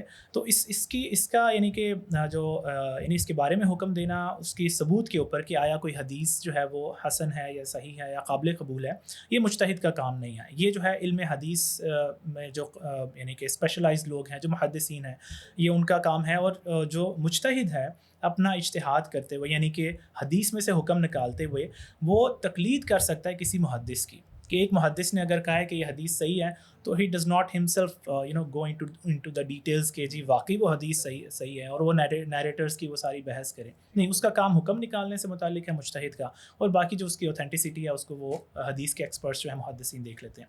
اچھا جہاں تک آپ نے بات کی کہ ملٹیپل اوپینینز ہیں, یعنی کہ ائمہ اربعہ بھی ہیں, ان کے فقہ ہیں, ان کے علاوہ بھی جو ہے یعنی کہ اوپینینز موجود ہیں انڈیپینڈنٹ اسکالرس کے, امام ابن تیمیہ ہو گئے اور باقی. تو تو کیسے یعنی کہ اس ملٹیپلسٹی آف یعنی کہ آراء ہیں، بالکل اوپینینز ہیں، ان کے اندر کیسے جو ہے وہ معاملہ طے کیا جائے گا؟ تو دیکھیں یہ کوئی نئی بات نہیں ہے. مختلف آراء رسول اللہ صلی اللہ علیہ وسلم کے دور میں ان کے سامنے صحابہ کرام کی رہیں اور شرعی معاملات کے اندر رہیں، اور صحابہ کرام نے جب اس پر اپنا اجتہاد کیا اور وہ اجتہاد جب رسول اللہ صلی اللہ علیہ وسلم کے پاس لایا گیا تو آپ صلی اللہ علیہ وسلم نے اس عمل کو کہ اجتہاد کے ذریعے اللہ تعالیٰ کی جو رائے انہیں سمجھ آ رہی ہے اس کے اوپر چلنا، اس کو اپروو کیا. تو ایک واقعہ بڑا مشہور ہے، متفق علیہ حدیث ہے صحیح بخاری مسلم کے اندر، کہ غزوہ احزاب کے دن رسول اللہ صلی اللہ علیہ وسلم نے مسلمانوں کو بنی قریظہ کی رہائش کی طرف موو کرنے کا حکم دیا، اور حکم یہ تھا کہ نماز عصر اس وقت تک نہیں پڑھنی جب تک کہ وہاں پر پہنچ نہ جاؤ. اب جب قافلہ چلائے تو نیچرلی اس میں ٹائم لگا اور نماز عصر کا وقت آن پہنچا، اور یہ مطلب واضح تھا کہ اگر وہ جا کر نماز پڑھیں گے تو نماز عصر قضا ہو جائے گی. تب یہاں پر صحابہ کرام کے اندر دو جماعتیں ہوں گی، اور ایک نے کہا کہ رسول اللہ صلی اللہ علیہ وسلم کا جو کہنا تھا، جو قول تھا، صرف ہم اس کو دیکھیں گے، اس کے اوپر چلیں گے کہ بس وہاں جا کے پڑھنا، یعنی لٹرلی انہوں نے فالو کیا رسول اللہ صلی اللہ علیہ وسلم کے قول کو، ارشاد کو. تو انہوں نے کہا کہ نماز چاہے چلی جاتی ہے، جب ہمیں یہ تاکید ہے کہ وہاں پہنچو گے تب نماز پڑھنا، تو ہم پہنچ کے دیکھ لیں گے، ٹائم ہوا تو پڑھ لیں گے، نہیں تو ہم قضا کر لیں گے. اور دوسروں نے کہا کہ وہ مفہوم کے اوپر چلے کہ رسول اللہ صلی اللہ علیہ وسلم کا مقصد اصل میں یہ تھا کہ یعنی کہ سفر جو ہے یعنی تیزی سے وہاں تک پہنچو، یہاں تک کہ نماز عصر وہاں جا کے پڑھ لو، لیکن اب کیونکہ ہمیں وقت لگ گیا ہے اور نماز عصر کا ٹائم آ چکا ہے تو ہم اس کو ضائع نہیں کریں گے بلکہ ہم یہیں پہ پڑھ لیں گے.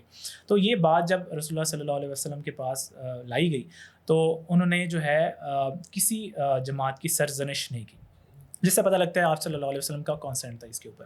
پھر ایک حدیث ہے جو کہ رسول اللہ صلی اللہ علیہ وسلم سے روایت ہے، جس کے اندر آپ صلی اللہ علیہ وسلم فرماتے ہیں کہ اگر ایک حاکم یا اگر ایک مجتہد درست اجتہاد کرتا ہے تو اس کے لیے 2 اجر ہیں، اور اگر وہ غلطی کر جاتا ہے، خطا اس سے سرزد ہو جاتی ہے اپنے اجتہاد کرنے کے اندر اور حکم شرعی کو اخذ کرنے کے اندر، تو بھی اس کے لیے 1 اجر ہے.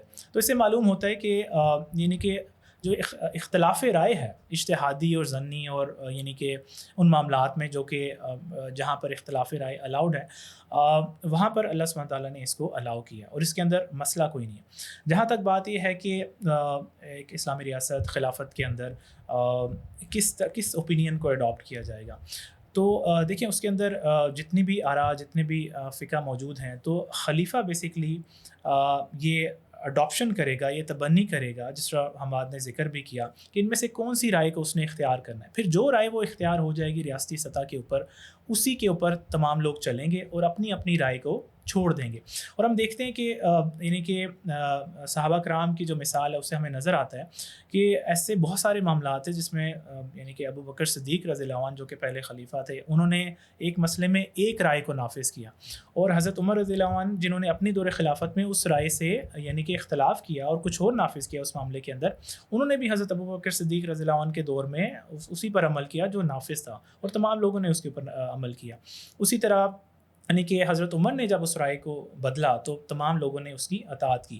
ایک مثال اس کی اگر ہم دیکھتے ہیں کہ زکوٰۃ کے مصارف میں سے جو ایک تالیف قلب کے لیے ایک مصرف جو رکھا گیا ہے، کہ ایسے نیولی کانورٹس جو کہ جنہیں بہت سارے چیلنجز درپیش ہو سکتے ہیں اسلام قبول کرتے ہی، فیملی پریشرز ہیں اور اکنامک ایشوز ہیں، تو ایک 8واں ایک مصرف ان کے لیے رکھا ہوا ہے زکوٰۃ کے اندر سے کہ ان کو انکریجمنٹ کے لیے ان کی سپورٹ ہو جائے تاکہ اسلام کے اندر داخل ہونا ان کے لیے مشکل نہ ہو، گرا ان کا جو پیریڈ ہے وہ آرام سے اچھا گزر جائے. تو یہ انیشلی تھا ابو بکر صدیق رضی اللہ عنہ کے دور میں بھی تھا، لیکن جب عمر رضی اللہ عنہ آئے تو انہوں نے دیکھا کہ اب اسلام اتنا زیادہ یعنی کہ اس کی ریاست ایکسپینڈ ہو گئی ہے اور اسلام کو ایک شان و شوکت حاصل ہو گئی ہے.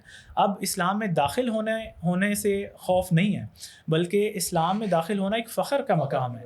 تو ضرورت نہیں ہے کہ آپ تالیف قلب کے لیے جو ہے الگ سے حصہ مقرر کیا جائے، تو انہوں نے اس کو منسوخ کر دیا، کیونکہ جتنے بھی مصارف ہیں یہ اگر ان کی نیڈ ہے، اگر ایسے لوگ ہیں جو ان کے ریسیپینٹس ہو سکتے ہیں تو ان کو دیا جاتا ہے، اگر نہیں ہے ریسیپینٹ تو اس کو چھوڑ دیا. لیکن کیا ہم یہ کہہ سکتے ہیں کہ انہوں نے حکم کو منسوخ کیا؟ میرا خیال ہے زیادہ بہتر کہنا یہ نہیں ہوگا کہ انہوں نے اس حکم کو اس وقت پہ اپلیکیبل نہیں سمجھا. حکم تو اپنی جگہ موجود ہے مؤلفۃ القلوب کا, لیکن انہوں نے کہا کہ نہیں آج کے دور میں یہ اپلیکیبل نہیں ہے کیونکہ اب اسلام میں داخل ہونا کوئی بالکل ایسے ہی آپ صحیح کہہ رہے ہیں. انہوں نے بیسکلی اس عمل کو منسوخ کیا, وہ عمل کرنا چھوڑ دیا, اور بیسکلی انہوں نے اجتہاد کیا. کہ آپ دیکھیں وہ بیسکلی اس ریزن پہ یا اس علت پر گئے کہ تالیف قلب جب ریکوائرڈ تھی تو تب انہیں وہ دیا جاتا تھا.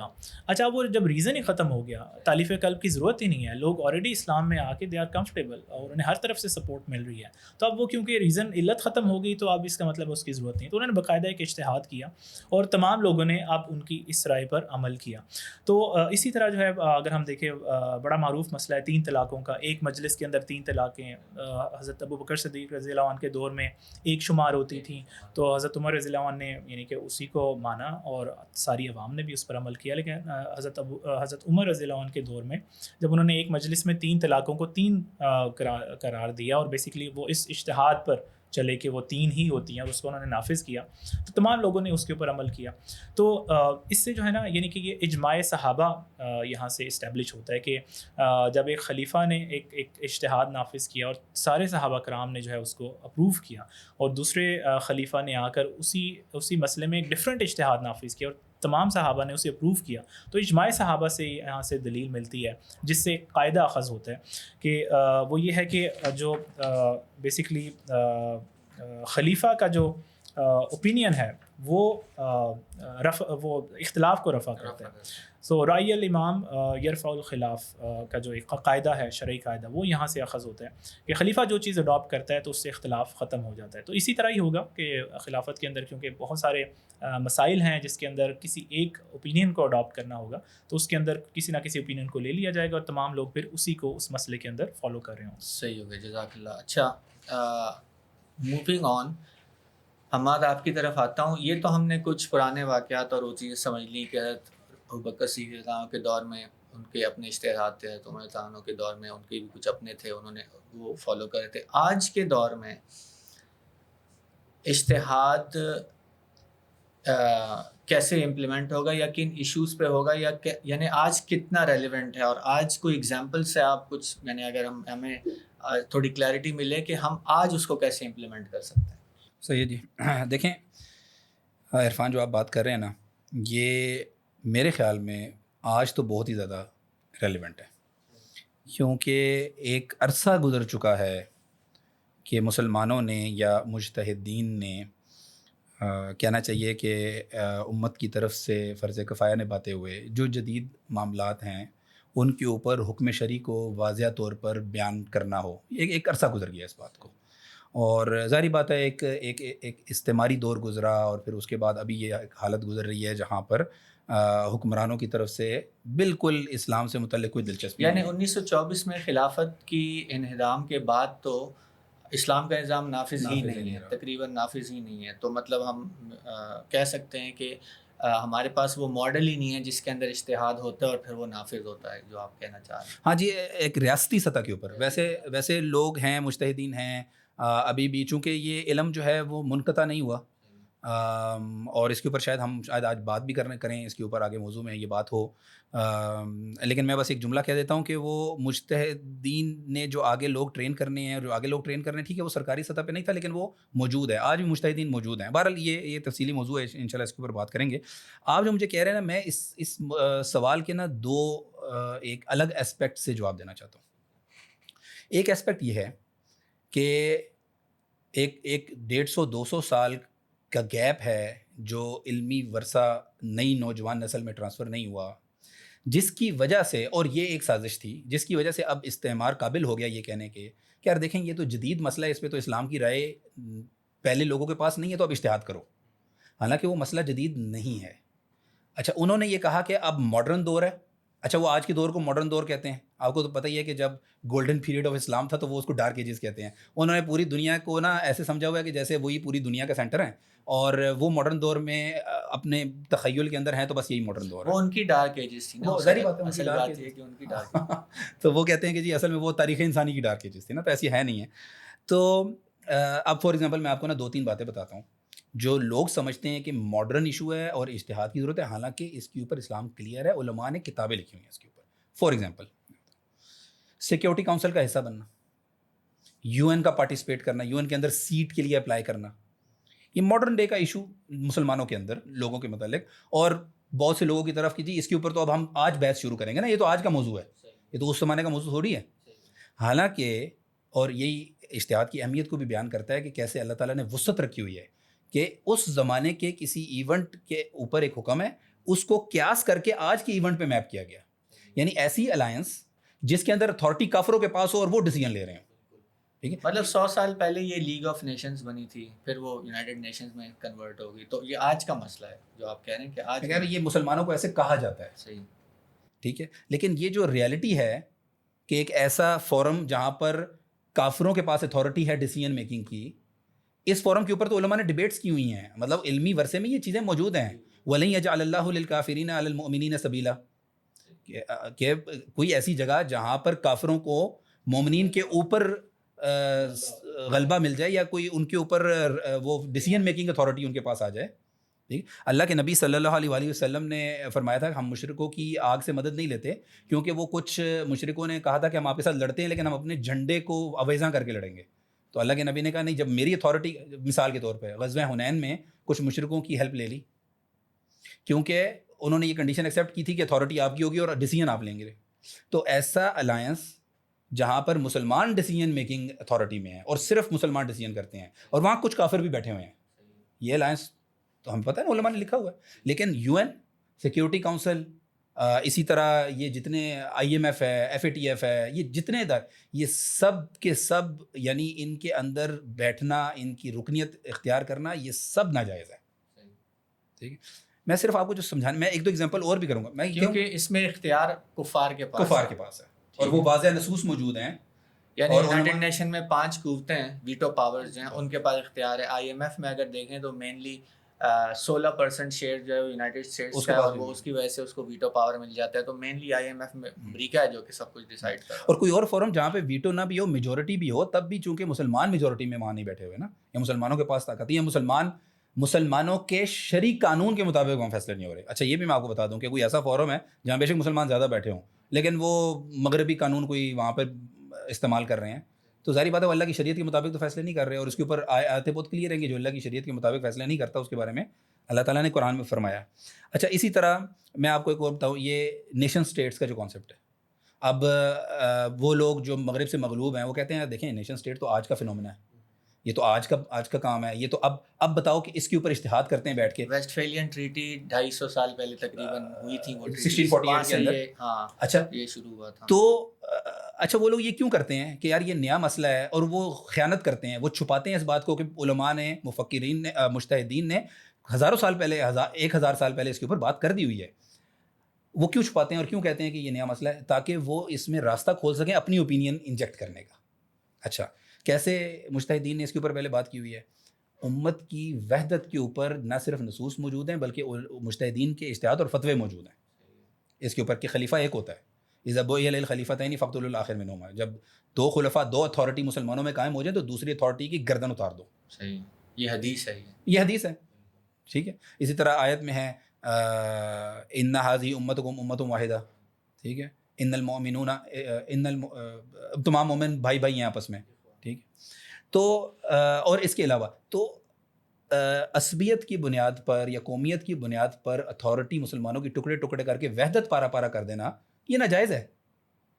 ٹھیک ہے, اب اس کے اوپر وہ کہتے ہیں جی یہ تو آج کا مسئلہ ہے, اب آج کا اجتہاد, حالانکہ اس کے اوپر حکم جو ہے وہ بہت کلیئر ہے کہ مسلمانوں کی زمین ایک ہے, مسلمانوں کا اتھارٹی ایک ہے, اور مسلمانوں کی شریعت ایک ہے, فوج ایک ہے, کرنسی ایک ہے, تو سب کچھ یہ ساری چیزیں نا. اب اسی طرح میں ایک اور بات آپ کو بتاؤں, یہ جی پیٹرول کے کنویں ہیں, سونے کی کانیں ہیں, چاندی کی ہیں, اسی طرح ڈفرینٹ جو ریسورسز ہیں زمین کے, اب یہ آج کل یہ ریاستوں کے پاس ہے.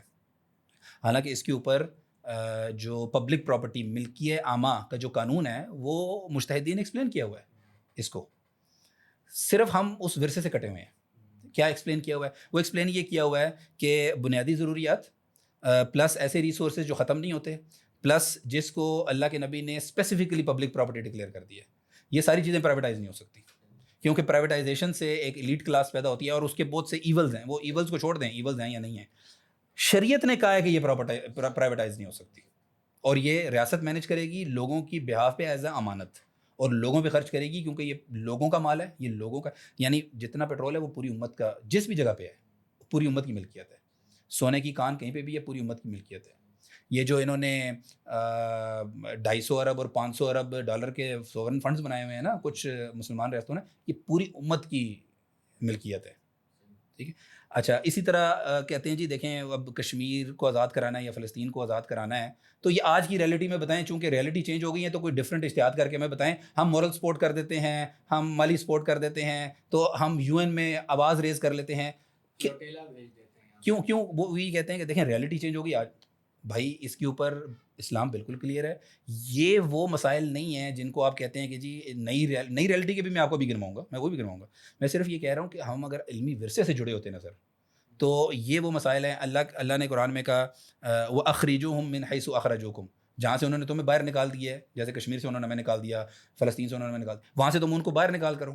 اور مجتہدین نے اس کی ڈیٹیلز لکھی ہیں کہ فوجی قوت کے ساتھ کیسے کیا جائے گا. اچھا آج کے اس بھی کر لیتے ہیں. کچھ ایک دو چیزیں ہیں جن کے اوپر میں بات کروں گا جس میں ہم تھوڑے سے کلیئر ہیں. فار ایگزامپل یہ کہ اور جتنی قوت اور استعداد ہے اتنی زیادہ سے زیادہ گھوڑے تیار رکھنے والا جو حکم قرآن کی آیت میں موجود ہے. ٹھیک ہے. اب یہ قیاس میں جیسے آ جائے گا، اس کا مطلب ہے آج اسلامی ریاست کے اوپر فرض ہے کہ وہ لیٹسٹ ٹیکنالوجی، لیٹسٹ ٹینکس اور جہاز اور میزائل اور یہ سارا نیوکلیئر ٹیکنالوجی، یہ سارا وہ اڈاپٹ کرے گی. اب یہ اجتہاد کی مثال ہے ماڈرن زمانے کے اندر. ٹھیک ہے. اچھا اسی طرح کچھ آج کے جدید ٹیکسیشن ہے، for example general sales tax کے اوپر یا ویٹ ٹیکس کے اوپر. ٹھیک ہے. اس کے اوپر اسلام کے احکامات موجود ہیں کہ مسلمان سے اس کا مال اس کی مرضی کے بغیر لینا حرام ہے. اور جنرل ٹیکسیشن تو ویسے ہی حرام ہے کیونکہ وہ غریب اور امیر پہ. اچھا جنرل ٹیکسیشن کو بھی چھوڑیں سر، انکم ٹیکس ہی حرام ہے، کیونکہ ٹیکس ضرورت کے تحت اگر ایک ایمرجنسی سچویشن میں ایگزیمپشن کے طور پر اسلام نے الاؤ بھی کیا ہوا ہے نا وقتی طور پر کسی ایک خاص ٹائم کے لیے، تو وہ صرف ویلتھ پہ کیا ہوا ہے، انکم پہ تو پھر بھی نہیں کیا ہوا، ایمرجنسی سچویشن میں بھی نہیں کیا ہوا. تو اب الیکٹریسٹی آج کا ہے، الیکٹریسٹی وہ کہتے ہیں. لیکن یہ جو وہ حدیث ہے المسلمون شرکاء فی الثلاث الماء والکلاء والنار، اس میں جو آگ ہے اس کی ڈیٹیل علماء نے لکھی ہوئی ہے کہ اس کے اندر انرجی ریسورسز آتے ہیں، تو اس کے اندر الیکٹریسٹی اس کے اندر آتے. اچھا الیکٹریسٹی ویسے بنیادی ضرورت ہونے کی وجہ سے بھی اس طرف سے بھی اس ایسی چیز کے اندر آتی ہے جس کی پرائیویٹائزیشن جو ہے وہ نہیں ہو سکتی. تو اب فار ایگزامپل یہ اب میں آپ کو ایک دو چیزیں ایسی بتا دیتا ہوں جو کہ میں ابھی تھوڑا سا اس پہ خود بھی ریسرچ کر رہا ہوں، تو انشاءاللہ مل کے کریں گے اس کے اوپر. فار ایگزامپل AI بہت ایڈوانس ہو گئی ہے. اب کسی نے ایک تجزیہ تو نہیں، ایک نظریہ پیش کیا ہے کہ یار یہ جو قاضی ہے نا، قاضی اس کی بجائے نا ایک AI بیٹھا ہو اور آپ دونوں اپنا موقف رکھیں اس کے سامنے، اور وہ موقف کو اپنے ڈیٹا بیس میں کہیں گھما کے اس کے اوپر ایک شرعی حکم نکال کے دے دے کہ یہ چوری ہوئی ہے یا نہیں ہوئی ہے، واقعے پہ ایک حکم شرعی نکال کے. تو وہ جو آپ اس کو فیڈ کر دیں سارے قرآن سنت اور فقہ اور سارا کچھ، اور وہ آپ کو بتائے گا کہ اس موقع کے اوپر یہ ہے، تو کیا کمپیوٹر ایز اے قاضی بیٹھ سکتا ہے؟ اشتہاد کر سکتا ہے، یعنی اس کو ایک اجر ملے گا یا دگنا اجر ملے گا. تو ویسے تو میں اس کے اوپر یعنی ظاہری بات ہے قاضی کی شرائط ہیں، اور قاضی عاقل بالغ ہونا چاہیے. تو بالکل ایک ہیومن ہونا ضروری ہے. ٹھیک ہے. قاضی عاقل ہونا چاہیے، بالغ ہونا چاہیے. اس پہ بھی کرتے ہیں، اس پہ بھی بات کرتے ہیں کہ کیا کوالیفیکیشنز ہیں مجتہد. تو بالکل ایسے ہی ہے. تو بہرحال یہ اس لیے ضروری ہے کہ یہ جو میں نے ابھی کچھ ایگزامپلز آپ کو دی، انہوں نے مسلمانوں کی قوت کو کیونکہ اجتہاد اس وقت اس لیول پہ موجود نہیں ہے اور امپلیمنٹ نہیں ہو رہا، تو مسلمانوں کی قوت کو بکھیر کے رکھ دیا ہے، پہلی بات. دوسری بات یہ ہے کہ جو نئے مسائل آ رہے ہیں نا، جینیٹکس انجینئرنگ ہے اور اس طرح کے مختلف ہیں. کلوننگ پہ میں نے ایک اشتہاد پڑھا ہے، ایک عالم نے ان کے اوپر اشتہاد لکھا ہوا ہے. ڈیجیٹل کرنسی ہے، ٹیسٹ ٹیوب بیبی ہے. تو یہ وہ نئی ریالٹیز ہیں جو کہ ہم نے جن کے سوال کے جواب دینے تھے. اور یہ میں آخری جملہ کہہ رہا ہوں، یہ ہماری ذمہ داری اللہ کی طرف سے ہے. جب اللہ نے کہا کہ تم لوگوں کے لیے بہترین امت نکالے گئے، تو ہم نے تو پھر لوگوں کو گائیڈ کرنا ہے اس کے بارے میں، چاہیے کہ ہم اپنے مطلب انٹرنی ہمیں نہیں سمجھ آ رہی کہ اس کے اوپر ہم کیا کریں. یہ اجتہاد کے بغیر نہیں ہو سکتا. صحیح ہو گیا. ایک اور چیز جو اجتہاد کے موضوع کے حوالے سے سننے میں آتی ہے کہ اجتہاد کا دروازہ بند ہو گیا. تو رضوان آپ کی طرف آؤں گا، کیا اس کی کیا مطلب آج کیا ضرورت ہے اجتہاد کی، یا باقی دروازہ بند ہو گیا؟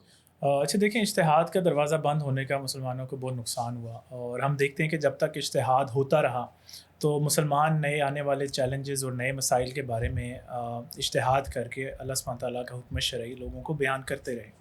تو جس طرح ہمیں نظر آتا ہے کہ مسلمانوں کا جو گولڈن ایرا تھا جہاں پہ فقہا جو ہے وہ اجتہاد کر رہے تھے، تو اس دوران مسلمانوں کا بہت ساری جو بیرونی تہذیبیں ہیں ان سے واسطہ بھی پڑا. مثال کے طور پر گریکس جو ہیں ان کا لٹریچر اور ان کی جو تہذیب ہے وہ مسلمانوں کچھ کا جب ان سے انکاؤنٹر ہوا اور مسلمانوں نے جب گریک لینگویج کی کتابوں کو عربک میں ٹرانسلیٹ کر کے انہیں دیکھنا شروع کیا، تو اس کے اندر ہم دیکھتے ہیں کہ یعنی کہ مسلمانوں کے پاس ایک کلیئرٹی موجود تھی کہ کیا چیز ہے جس کو ایکسیپٹ کیا جا سکتا ہے اور کس چیز کو انہوں نے نہیں لینا. تو مثال کے طور پر مسلمانوں نے گریک سے ان کی جو میڈیسن تھی یا ان کی جو سائنس تھی اس کو تو لیا اور اس کو مسلمانوں نے ایکسٹینڈ کر کے بہت زیادہ انوینشنز بھی آگے کی. لیکن گریکس کا جو طرز حکومت تھا، ان کا جو یعنی طرز معاشرت تھا، ان کی جو ایتھکس تھیں، یہ وہ سب چیزیں تھیں جن کو مسلمانوں نے یعنی کہ اختیار نہیں کیا. اور مسلمانوں کا اپنا ایک نظام تھا، خلافت کا نظام جو کہ نافذ تھا، مسلمانوں کے اپنے اسٹیٹ سٹرکچرز تھے، وہ اسی طرح کام کرتے رہے. اور کسی نے یہ بحث بھی نہیں کی کہ یہ ایک اور سویلائزیشن ہے، وہ لوگ اس طرح کرتے ہیں تو آیا وہ صحیح ہے نہیں ہے، اسلام اس کے بارے میں کیا کہتا ہے. اس کو بالکل ہی ارریلیونٹ سمجھا گیا کیونکہ اس بارے میں کلیئرٹی موجود تھی کہ یہ وہ چیزیں ہیں جس کے بارے میں احکام شریعہ موجود ہے، یعنی کہ سوسائٹیز کو کیسے مینیج کرنا ہے اور سیاست کو کس طرح سے رن کرنا ہے. تو اس حوالے سے جو فارن سویلائزیشنز ہیں ان سے استفادہ نہیں کیا گیا. لیکن پھر ہم دیکھتے ہیں کہ یعنی کہ ایک لیول پر جب مسلمانوں کے فقہا نے یعنی کہ ایکسٹینسو اجتہادات کر لیے اور انہیں یہ لگا کہ شاید اب نئے آنے والے مسائل کوئی ایسے رہے نہیں ہیں جو کہ جن سے انہیں واسطہ پڑے گا، تو اجتہاد جو ہے اس کی جو پریکٹس ہے وہ آہستہ آہستہ فیڈ آؤٹ ہونا شروع ہوگی، ڈائی آؤٹ ہونا شروع ہوگی.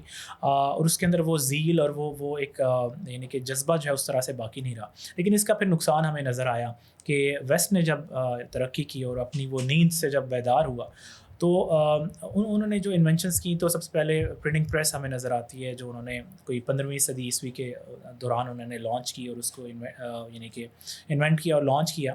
تو پرنٹنگ پریس جب مسلمانوں کے معاشروں کے اندر آئی تو اس وقت کیونکہ اجتہاد ختم ہو چکا تھا اور مجتہدین مزید اب کوئی موجود نہیں تھے جو اس کے بارے میں کوئی حکم واضح کر سکتے اس کے استعمال کے بارے میں، تو مسلمانوں نے یہ سوچا کہ شاید کیونکہ اس کی ریالٹی یہ تھی کہ اس میں جو رسم الخط ہے، وہ جو لکھائی ہے، وہ مسخ کر کے اس کا پرنٹ نکلتا ہے. تو مسلمانوں نے یہ استدلال کیا کہ کیونکہ اللہ سبحانہ تعالیٰ کا کلام جو قرآن ہے وہ عربی زبان کے اندر ہے اور عربی زبان ایک مقدس زبان ہے، اس وجہ سے عربی ٹیکسٹ کو جو ہے پرنٹنگ پریس کے تھرو جو ہے نہیں گزارا جا سکتا کیونکہ اس کی بے حرمتی ہوگی. تو مسلمانوں کا جتنا بھی لٹریچر ہے جو عربی زبان کے اندر تھا، حدیث کی شروحات ہیں اور تفاسیر کی کتابیں ہیں اور فقہ کی کتابیں ہیں، جتنا اسلامک لٹریچر وہ جو ہے پریس سے جو ہے پرنٹ آؤٹ نہیں کیا گیا اور اس کو اسی پرانی جو یعنی کہ پریکٹس تھی ہاتھ سے لکھ کر جو ہے وہ بانٹا جانا، اس کو کنٹینیو کیا گیا، جس وجہ سے مسلمانوں کا جو اسلامک لٹریچر ہے وہ بہت سلولی جو ہے اسپریڈ ہوا. جبکہ جو لاطینی زبان تھی جو کہ یورپ کے ہاں رائج تھی، ان کا جو لٹریچر ہے اس کو جب پرنٹنگ پریس سے جو ہے شائع کیا گیا تو مسلمانوں کے علاقوں کے اندر بھی وہ پھیلا. تو جو مغربی افکار ہیں وہ بہت تیزی سے پھیلے اور مسلمانوں کے اپنے جو افکار ہیں، ان کی اپنی جو اسلامی کتابیں اور اسلامی جو کانسیپٹس ہیں، وہ ان کی ترویج کافی سلو ہوئی. تو یہ ایک نقصان ہمیں نظر آتا ہے کہ جب اجتہاد کا دروازہ بند تھا تو یہ مسلمانوں کا اس کا سامنا ہوا. اور اس کے بعد آگے تھوڑا سا چلیں تو ہمیں نظر آتا ہے کہ جو مغرب نے جب نئے عقائد اور نئے تصورات کو متعارف کیا، مثال کے طور پر سیکولرزم کا پہلے ہم نے ذکر کیا، وہ ایک نیا عقیدہ تھا کہ مذہب جو ہے وہ سیاست سے جدا ہے اور انسان اپنی آزادیوں سے جو ہے وہ قانون جو ہے وہ وضع کرے گا اور اس کے مطابق زندگی گزارے گا. تو یہ جو تصورات تھے یہ نئے تصورات ہیں، اور جب یہ مسلم معاشروں کے اندر آنا شروع ہوئے اور بیسیکلی مغرب جو ہے کولونائزیشن کے ذریعے قبضہ کر کے مسلمانوں کے لینڈز پر جب حکمران ہوا اور یہ سارے تصورات اور یہ سارے نظام اس نے مسلمانوں کے لینڈز میں آ کے امپلیمنٹ کیے، تو یہ سوال پیدا ہوا کہ ان کے بارے میں اسلام کی کیا رائے ہے. لیکن اگین کیونکہ اجتہاد جو ہے اس کا ٹرینڈ ختم ہو چکا تھا مسلمانوں کے اندر سے، سو مسلمان جو ہے وہ اس پوزیشن میں نہیں تھے کہ اس کے بارے میں یہ حکم لگاتے جو کہ درست حکم تھا، جو لگانا چاہیے تھا، کہ کیونکہ یہ مغربی جو کفریہ عقائد ہیں یہ ان سے نکلے ہیں. تو مسلمان یعنی کہ کفریہ عقائد سے کوئی چیز بھی امپورٹ نہیں کر سکتے, اور یہ اس سے مختلف ہے جو کہ نیچرل سائنسز ہیں جو کہ کہیں سے بھی لی جا سکتی ہیں. تو یہ بہت بڑا نقصان ہوا اور مسلمان کنفیوژن کا شکار ہوئے, اور جبکہ مسلمانوں کے پاس اپنا نظام پوری طرح سے موجود تھا, جس وجہ سے جو ہے یہ ہمیں نظر آتا ہے کہ اجتہاد کا دروازہ کھلا ہونا بہت ضروری ہے. بلکہ فقہائے کرام نے اس کے اوپر یہ بھی لکھا ہے کہ فرض کفایہ ہے کہ مسلمانوں کے پاس ہر زمانے کے اندر کم سے کم ایک مجتہد موجود ہو جو کہ نئے آنے والے مسائل کے اوپر اجتہادات کر سکے. تو فرض کفایہ سے مراد ہے کہ اگر وہ نہیں ہوگا تو پوری امت اس کے لیے جو ہے وہ گنہگار ہوگی. بالکل صحیح ہے. اچھا, اس میں اوبویسلی اب ہمیں پتہ ہے کہ کوالیفائڈ لوگ چاہیے, اسپیشلسٹ لوگ چاہیے, اور سال ہر سال کی رضاعت کے بعد اور ایک پوری ایک پروسیس ہے اس سے وہ گزرتے ہیں, تب جا کے مجتہد بنتے ہیں. تو یہ اور ہم نے اس سے پہلے ڈسکشن میں آیا کہ خلیفہ جو ہے وہ اجتہاد اڈاپٹ کرنے کی جو اس کے پاس جو پاور یا اتھارٹی ہے وہ اس کے پاس ہے. تو یا تو وہ خود مجتہد ہو, اوبویسلی اگر وہ خود مجتہد ہے تو وہ اپنا ہی اجتہاد کر کے اور اس چیز کو نافذ کر دے گا. جیسے کہ حضرت عمر رضی اللہ عنہ نے اپنے اجتہادات نافذ کیے, حضرت ابوبکر صدیق رضی اللہ عنہ نے کیے, حضرت علی رضی اللہ عنہ نے اپنے اجتہادات نافذ کیے. تو اگر وہ خود مجتہد ہے اور خود اس قابلیت پر ہے اور اس کے بعد وہ کوالیفیکیشن ہے تو وہ نافذ کر دے گا. یا پھر دوسری پاسبلٹی یہ بھی ہے کہ وہ کسی اور مجتہد یا مختلف مجتہدین جن کو وہ اوتھینٹک اور وہ یعنی ان کو ٹرسٹ کرتا ہو, ان کے اجتہادات بیسڈ آن دا جو دلیل ہے وہ لے. لیکن کیا اس میں ایک یعنی ایک اعتراض نہیں بن جاتا کہ یہ تو پھر ایک اسپیسیفک ایک گروپ آف پیپل بن جائے گا جو بڑا اسپیشلائزڈ ہے اور اسپیسیفک گروپ ہے, ایک اسپیشل کلب جسے کہتے ہیں نا, جیسے ڈکٹیٹرشپس میں بھی ہوتا ہے, ایک کنگ ہوتا ہے اور اس کے کچھ جو ہے مشیران جو ہے وہ ایک گروپ بن جاتے ہیں اور وہ ان کو جو مشورے دے رہے ہیں اور وہ سب کچھ امپلیمنٹ کر رہے ہیں, اور عوام کی اس میں کوئی سے نہیں ہے, یا دوسرا کوئی بندہ جو اتنا کوالیفائڈ نہیں ہے وہ اس میں کچھ کر نہیں سکتا جو لوگوں کے اوپر, کیونکہ سسٹم تو الٹیمیٹلی لوگوں کے اوپر نافذ ہونا ہے. جو وہ اجتہادات کر رہے ہوں گے وہ قوانین ہیں جو لوگوں پہ نافذ ہو رہے ہیں. تو خاص طور سے جو ہمارا ویسٹرن یعنی کانسیپٹ سے مروب جو ایک بندہ ہے یہاں پہ بھی, وہ یہ اعتراض اٹھائے گا کہ یہ تو ایک طرح کی ایک کلیکٹیو ڈکٹیٹرشپ سی ہوگی, بس وہی لوگ قوانین خود بنا رہے ہیں اور نافذ کر رہے ہیں. یعنی بمقابلہ جمہوریت جس کو وہ کہتے ہیں کہ وہ ریپرزینٹیو آف دا پیپل ہیں, اور وہ جب قوانین بناتے ہیں تو وہ ایکچولی لوگوں کی ریپرزنٹیشن کے ہوتے ہوئے اور وہ قوانین ان کے اس پہ, تو یعنی یہ اس اعتراض کا کیسے ہم جواب دیں گے؟ اچھا, اس میں 2-3 باتیں میں کلیئر کرنا چاہوں گا. پہلے تو یہ جو جمہوریت کی ریپرزنٹیشن کی بات کی, کسی اور وقت اس کے اوپر بات کریں گے, لیکن یہ تو ڈیٹیل سے میں ثابت کر سکتا ہوں کہ کوئی ریپرزنٹیشن نہیں ہو رہی ہوتی لوگوں کی. یہ ساری ایک صرف لوگوں کو خواب دکھایا ہوا ہے, باغات دکھائے ہوئے ہیں. دوسری بات یہ ہے کہ دیکھیں, اگر یہ جو آپ نے ایک بیچ میں ایک لفظ ذکر کر دیا نا کلیکٹیو ڈکٹیٹرشپ, دیکھیں اگر خلیفہ خود اکیلا قرآن و سنت سے اخذ کر کے قانون اڈاپٹ کر رہا ہے نا, تو یہ ڈکٹیٹرشپ ہے ہی نہیں. ڈکٹیٹرشپ کا تو مطلب یہ ہے کہ وہ بندہ مطلق العنان ہے, وہ اپنی مرضی کے فیصلے کر رہا ہے. تو اگر اس نے کچھ علماء رکھے ہوئے ہیں, کچھ مجتہدین رکھے ہوئے ہیں جن سے وہ پوچھ کے کر رہا ہے, جب تک کہ وہ قرآن اور سنت سے اخذ کر رہا ہے, یعنی قرآن اور سنت سے قانون نکل رہا ہے, نہ فائدے نقصان سے, نہ کسی مفاد کی وجہ سے, نہ کسی اور تصور کی وجہ سے, صرف کیا تصور ہے, اللہ کی بندگی یعنی اللہ کی غلامی, اور اللہ جو چاہے گا ہم وہ کریں گے, اور اللہ نے جو چاہتا ہے وہ قرآن سنت کے اندر فرما دی. اچھا, میں اس کے اندر نا آپ کو ویسے جو سوال ہے کہ کیا ایک اسپیشلائزڈ لوگوں سے پوچھنا چاہیے پھر, یا اسپیشلائزڈ لوگوں سے پوچھنا کہ مناسب رہے گا؟ دیکھیں بہت آسان جواب ہے. کیا ہر فیلڈ میں ایسے نہیں ہو رہا؟ یعنی اگر کہنا چاہیے آپ کو کہ آپ نے ہارٹ سرجری کرانی ہے تو کسی بھی نارمل بندے کے پاس جائیں گے یا اسپیشلسٹ بندے کے پاس جائیں گے جس نے 10-12 سال لگا کے ایک ہارٹ سرجن بنایا یا برین سرجن بنایا؟ یا اگر آپ نے ڈیم بنانا ہے تو آپ کسی بندے سے پوچھ لیں گے یا ایک اسپیشلائزڈ بندے سے پوچھیں گے؟ اسی طرح آج کے دور میں بھی, آج جو ہمارا نظام حکومت ہے, اس میں جب آپ نے ایک کانسٹیٹیوشنل ایشو کو ایڈریس کرنا ہوتا ہے تو کسی بھی بندے سے نہیں پوچھا جاتا. کانسٹیٹیوشن کے وہ ایکسپرٹ جنہوں نے زندگیاں لگا دیں اس کانسٹیٹیوشن کی تشریح کرتے کرتے, اور وہ جو ایک 55-60 سال کی جج صاحب بیٹھے ہوئے ہیں وہ سپریم کورٹ کے اندر, وہ کئی بڑے مشکل سے گھل مل کے آپس میں ایک کوئی آئین کی کوئی تشریح, کوئی قانون کی کوئی تشریح نکال لیتے ہیں. ایکسپرٹس کی ڈبیٹ ہوتی ہے آپس میں. تو یہ ہر فیلڈ, ہر نظام میں ایسا ہی ہے کہ جس چیز سے متعلق بات ہے نا, اس چیز کا ایکسپرٹ آپ کو بتائے گا کیا کرنا ہے.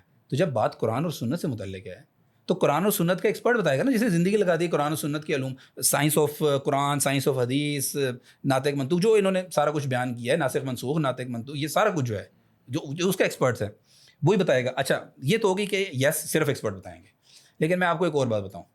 آج ہمارے ساتھ مسئلہ کیا ہے؟ آج ہمارے ساتھ مسئلہ یہ ہے کہ ہم جس نظام میں بلیو کرتے ہیں وہ نظام ہمارے اوپر نافذ نہیں ہے. اور اس کی علامت بتاؤں آپ کو, اس کی علامت یا نشانی کیا ہے؟ اس کی نشانی یہ ہے کہ ہمارا جو اسپریچول ٹیکسٹ ہے نا قرآن و سنت, وہ ہمارا لیجسلیٹو ٹیکسٹ نہیں ہے, اور جو لیجسلیٹو ٹیکسٹ ہے وہ اسپریچول ٹیکسٹ نہیں ہے. اچھا جب ہمارا جس نظام میں ہم بلیو کرتے ہیں وہ نافذ ہوگا, یعنی ہمارا عقیدے سے نکلنے والا نظام نافذ ہوگا, تو اس وقت کیا ہوگا؟ اس وقت ہماری اسپریچول بک بھی وہی ہوگی اور ہماری لیجسلیٹو بک بھی وہی ہوگی. اچھا اس کا کیا مطلب ہے؟ اس کا مطلب یہ ہے کہ ایز اے اسپریچول بک تو آج ہر ماں باپ اپنے بچے کو قرآن پڑھنا آج کل ترجمے سے بھی شروع ہو گیا, ترجمے سے بھی سمجھا دیتے ہیں ان کو, ٹھیک. اور مدارس کے اندر صحیح بخاری اور پتہ نہیں کتنی کتنی کتابیں پڑھتے ہیں, قرآن کی تفسیریں پڑھتے ہیں, لیکن ان کا کوئی کنٹریبیوشن نہیں ہے لیجسلیٹو فیلڈ کے اندر, کیونکہ لیجسلیٹو بک ہی کوئی اور ہے. اچھا جب اسلام ہوگا نا سر, اسلام کا نظام ہوگا, تو اس کا مطلب یہ ہے کہ یہ علم بہت عام ہو. یہ جو ہم سوچ رہے ہیں نا کہ کچھ ایک خاص 15-20 لوگ ہوں گے, ایسے نہیں ہے. پرانے زمانے میں آپ دیکھیں تو ہر شہر میں کتنے مجتہدین ہوتے تھے. کیوں؟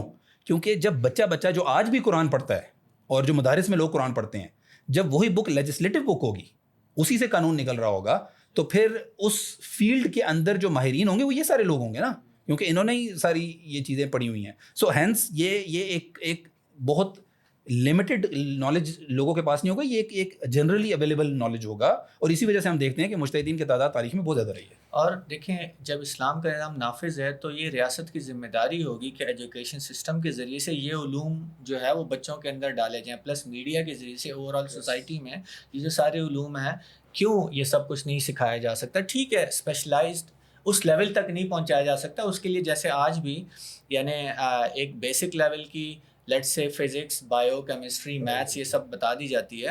پھر جس نے اس میں اسپیشلائز کرنا ہے وہ پھر جا کے آگے ایم ایس اور پی ایچ ڈی اور یہ سب کچھ کر رہے ہوتے ہیں. ٹھیک ہے وہ تو یعنی ان علوم میں بھی ہوتا ہے جو عصری علوم ہے. اسی طرح ایک اچھے لیول تک جو ہے یہ فقہ اور قرآن اور سنہ کی اور یہ جو علوم ہے, یہ ایک لیول تک ہماری ایجوکیشن سسٹم کو اسلامی ریاست کے اندر یہ ہوگا کہ وہ بتائے جا رہے ہوں گے. پھر وہ اس میں اسپیشلائز کرنے کے لیے ٹھیک ہے ہر بندہ مجتہد نہیں بن رہا ہوگا, لیکن ایک بیسک لیول کی انڈرسٹینڈنگ جو ہے وہ لوگوں کو ہوگی. بہت زبردست بحث ہماری اس موضوع کے اوپر اب تک ہو چکی ہے. بس میں اس کے اوپر آخری یعنی آپ دونوں سے بس آخری کویشچنز لوں گا. سب سے پہلے رضوان آپ کی طرف آؤں گا کہ what is the take home point, اگر ایک سمری اس ساری ڈسکشن کو ایک نچوڑ اس کا نکال لیں تو. دیکھیں یہ بات ہمیں بہت کلیئر ہونے کی ضرورت ہے کہ مسلمانوں کے معاشرے کے اندر جو مغربی نظام ہے, ان کے جو ویلیو سسٹم ہے, ان کے جو افکار ہیں, جیسا کہ جمہوریت اور فریڈمز ہیں, اور فریڈم سے ہی نکلنے والا جو کیپٹلزم کا جو نظام ہے, پورا سرمایہ داریت کا نظام, یہ ساری ویلیوز اور جو نظام ہیں, یہ جو مغرب ہے اس نے ایک ایجنڈا کے ذریعے جو ہے مسلمانوں کے اندر رائج کیے ہیں. اور ہمیں یعنی کہ جو مغرب اورینٹلسٹ ہیں ان کی تحریروں سے نظر آتا ہے کہ انہوں نے جو ہے کس طرح سے اسے اچیو کیا. مثال میں دیتا ہوں, ایک لارڈ کرومر تھے جو کہ برٹن نے جب ایجپٹ کو جو ہے کولونائز کیا ہوا تھا 1880s کے دور کے اندر, تو وہ بیسکلی مصر کے اندر حاکم تھے انگریزوں کی جانب سے. تو انہوں نے ایک کتاب لکھی تھی ماڈرن ایجپٹ کے نام سے. تو انہوں نے اس کے اندر ایکنالج کیا چند شخصیات کو جنہوں نے برٹن کا جو ریفارمیشن کا پروجیکٹ تھا مسلمانوں کے علاقوں کے اندر, اور وہ یہ تھا کہ ان کی جو مغرب کی جو اقدار ہیں, ان کے نظام ہیں, ان کو قبولیت کا درجہ دیا جا سکے مسلم معاشروں کے اندر. تو انہوں نے اپریشیٹ کیا ہے کہ کس طرح سے مسلمانوں میں سے چند ماڈرنسٹ جو تھے, جن کو ہم ماڈرنسٹ کہہ رہے ہیں, چند لوگوں نے ان کو سپورٹ کیا ان کے اس پروجیکٹ کو, اور یہ ممکن بنایا کہ وہ یہ ریفارمیشن ان علاقوں کے اندر اچیو کر سکے. اور انہوں نے بیسکلی اس میں محمد عبدہو کا ذکر کیا جو کہ مصر سے تھے, اور ایک سید احمد خان جنہیں سر سید کا لقب دیا گیا, جو کہ ہمارے یہاں پاک و ہند سب کانٹیننٹ سے تھے. تو اس سے پتہ لگتا ہے کہ ایک پروجیکٹ تھا برٹن کا, جو کہ جس کے تھرو انہوں نے ان نظاموں کو مسلمانوں کے ہاں شرف قبولیت حاصل کرانے کے لیے ایک پلان کے طور پر ایگزیکیوٹ کیا. اور دیکھیں ہمیں یہ چیز بہت واضح ہونی چاہیے کہ یہ وہ نظام ہے, یہ وہ افکار ہیں جو کہ ایسے عقیدے سے نکل رہے ہیں جو کہ غیر اسلامی ہے، جو کہ کفری عقیدہ ہے، مسلمانوں کا عقیدہ نہیں ہے، اور وہ عقیدہ سیکولرزم کا عقیدہ ہے، جو کہ ہم نے جیسے بات کی تھی کہ مذہب کی سیاست سے جدائی ہے، اور یہ کفری عقیدہ ہے کیونکہ اسلام کے اندر مذہب کی سیاست سے جدائی نہیں ہے. سیاست بھی مذہب کے اندر وہی حیثیت رکھتے ہیں جیسے عبادات رکھتی ہیں یا معاملات رکھتے ہیں. تو جمہوریت اور جو آزادیاں ہیں یا ان کے باقی جو اس قسم کے کانسیپٹس ہیں، یہ سارے کے سارے ان کے اس عقیدے سے نکلے ہیں جو غیر اسلامی ہے، جو کفری عقیدہ ہے، اور وہ کسی صورت بھی جو ہے ہمارے ہاں ایکسیپٹیبل نہیں ہے. اور اس پر مزید یہ کہ جس ڈومین کے اندر یہ کام کرتے ہیں، جو کہ پولیٹکس اور سوسائٹی کی ڈومین ہے، اس کے اندر آلریڈی اسلام کے تفصیلی احکامات موجود ہیں. تو چند لوگ ایسے ہیں جو کہ یہ کہتے ہیں کہ اسلام نے شاید یہ جو اسٹیٹ ہوڈ ہے یا اسٹیٹ کرافٹ ہے، اس کے اندر جو ہے وہ تفاصیل نہیں دی، چند اصول دے دی ہیں، عدل کا جیسے اصول ہے اس کے مطابق حکومت کر لی جائے تو دیٹس فائن. لیکن وہ شاید یہ بات بھولتے ہیں کہ مسلمانوں کی فقہ کی کتابیں بھری پڑی ہیں ان تمام احکامات سے جو کہ واضح کرتے ہیں کہ خلیفہ اور والی کا کیا ریلیشن شپ ہوگا، اور کیا تعلقات ہوں گے، کون کس کو نامزد کرے گا، کیا اختیارات ہوں گے، اور اس کے اوپر کیا سرزنش ہوگی.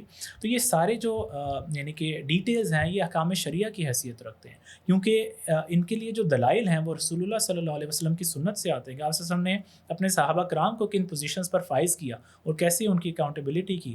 پھر یہ اجماع صحابہ سے آتے ہیں کہ صحابہ کرام نے خلفائے راشدین کے دور میں کس طرح سے انہیں نافذ کیا، اور صحابہ کا اس کے اوپر اجماع ہوا. سنت اور اجماع صحابہ کیونکہ شرعی دلائل ہیں. تو یہ تمام کی تمام ڈیٹیلز جو کہ مسلمانوں کی پولیٹیکل سٹرکچرز، پولیٹیکل سسٹم یا اکنامک سسٹم یا سوشل سسٹم یا جوڈیشل سسٹم سے متعلق ہیں، یہ ساری کی ساری احکام شریعہ کی حیثیت رکھتی ہیں.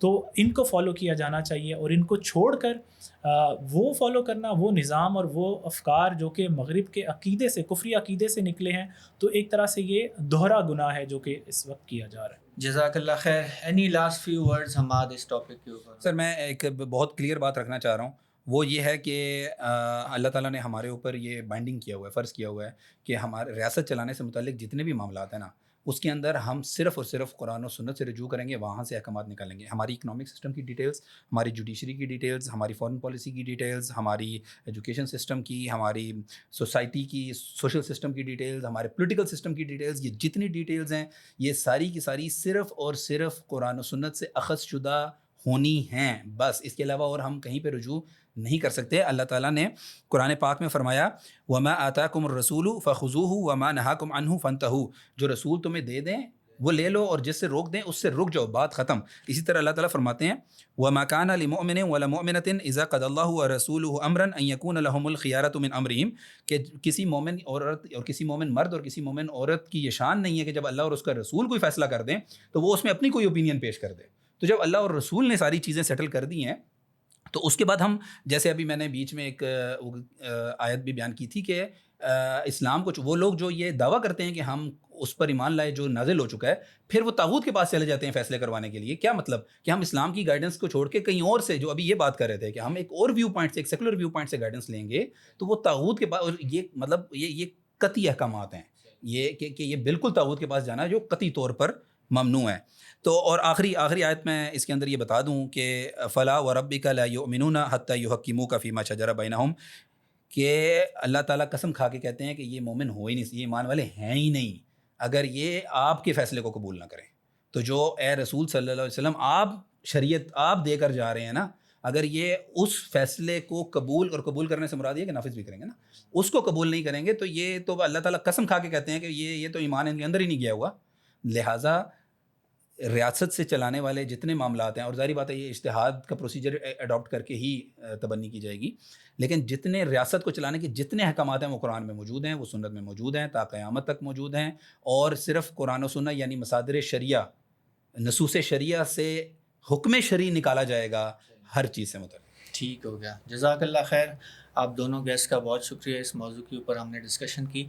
ناظرین، آج ہم نے اجتہاد کی جو کیا ہے اجتہاد، اس کی امپورٹنس، اس کے اوپر جو کچھ کنفیوژنس تھیں، ان بہت سارے مختلف اینگلز کے اوپر ڈسکشن کی. اور اس کی ضرورت اس لیے تھی کہ صرف یہ کافی نہیں ہے، کیونکہ امت کے اندر یہ ڈیمانڈ موجود ہے کہ آج ہمیں اس نظام سے چھٹکارا حاصل کرنا اور اسلام کے نظام کو نافذ کرنا ہے. یہ ڈیمانڈ تو موجود ہے، لیکن یہ کافی نہیں ہے کہ ہم یہ ڈیمانڈ صرف ایک چاہت ہماری ہو. ہمیں ضرورت اس بات کی ہے کہ وہ نظام نافذ کیسے ہوگا. اس سے ریلیٹڈ جو ہے ڈفرینٹ کانسیپٹس ہیں جن میں ایک اجتہاد بھی تھا, کیونکہ جب یہ نظام نافذ ہوگا تو اس میں اجتہاد کی ضرورت پڑے گی. تو آئی ہوپ کہ آج کی جو ڈسکشن ہے اس سے ایک اچھی خاصی اویئرنیس آپ لوگوں کو ملی ہوگی, اور آپ کو اس سے ڈیفینیٹلی ایک فائدہ ہوا ہوگا, اور اسلام کے نظام کے لیے جو ہم ایک یہ ہماری ایک کوشش ہے اس کی طرف آگے بڑھنا ہے, اس کے اندر جو ہے یہ ایک رول پلے کرے گا. اگلی دفعہ ایک نئے ٹاپک کے ساتھ انٹلیکچوئل اسلام کے اوپر دوبارہ حاضر ہوں گے. وآخر الدعوانا ان الحمد للہ رب العالمین.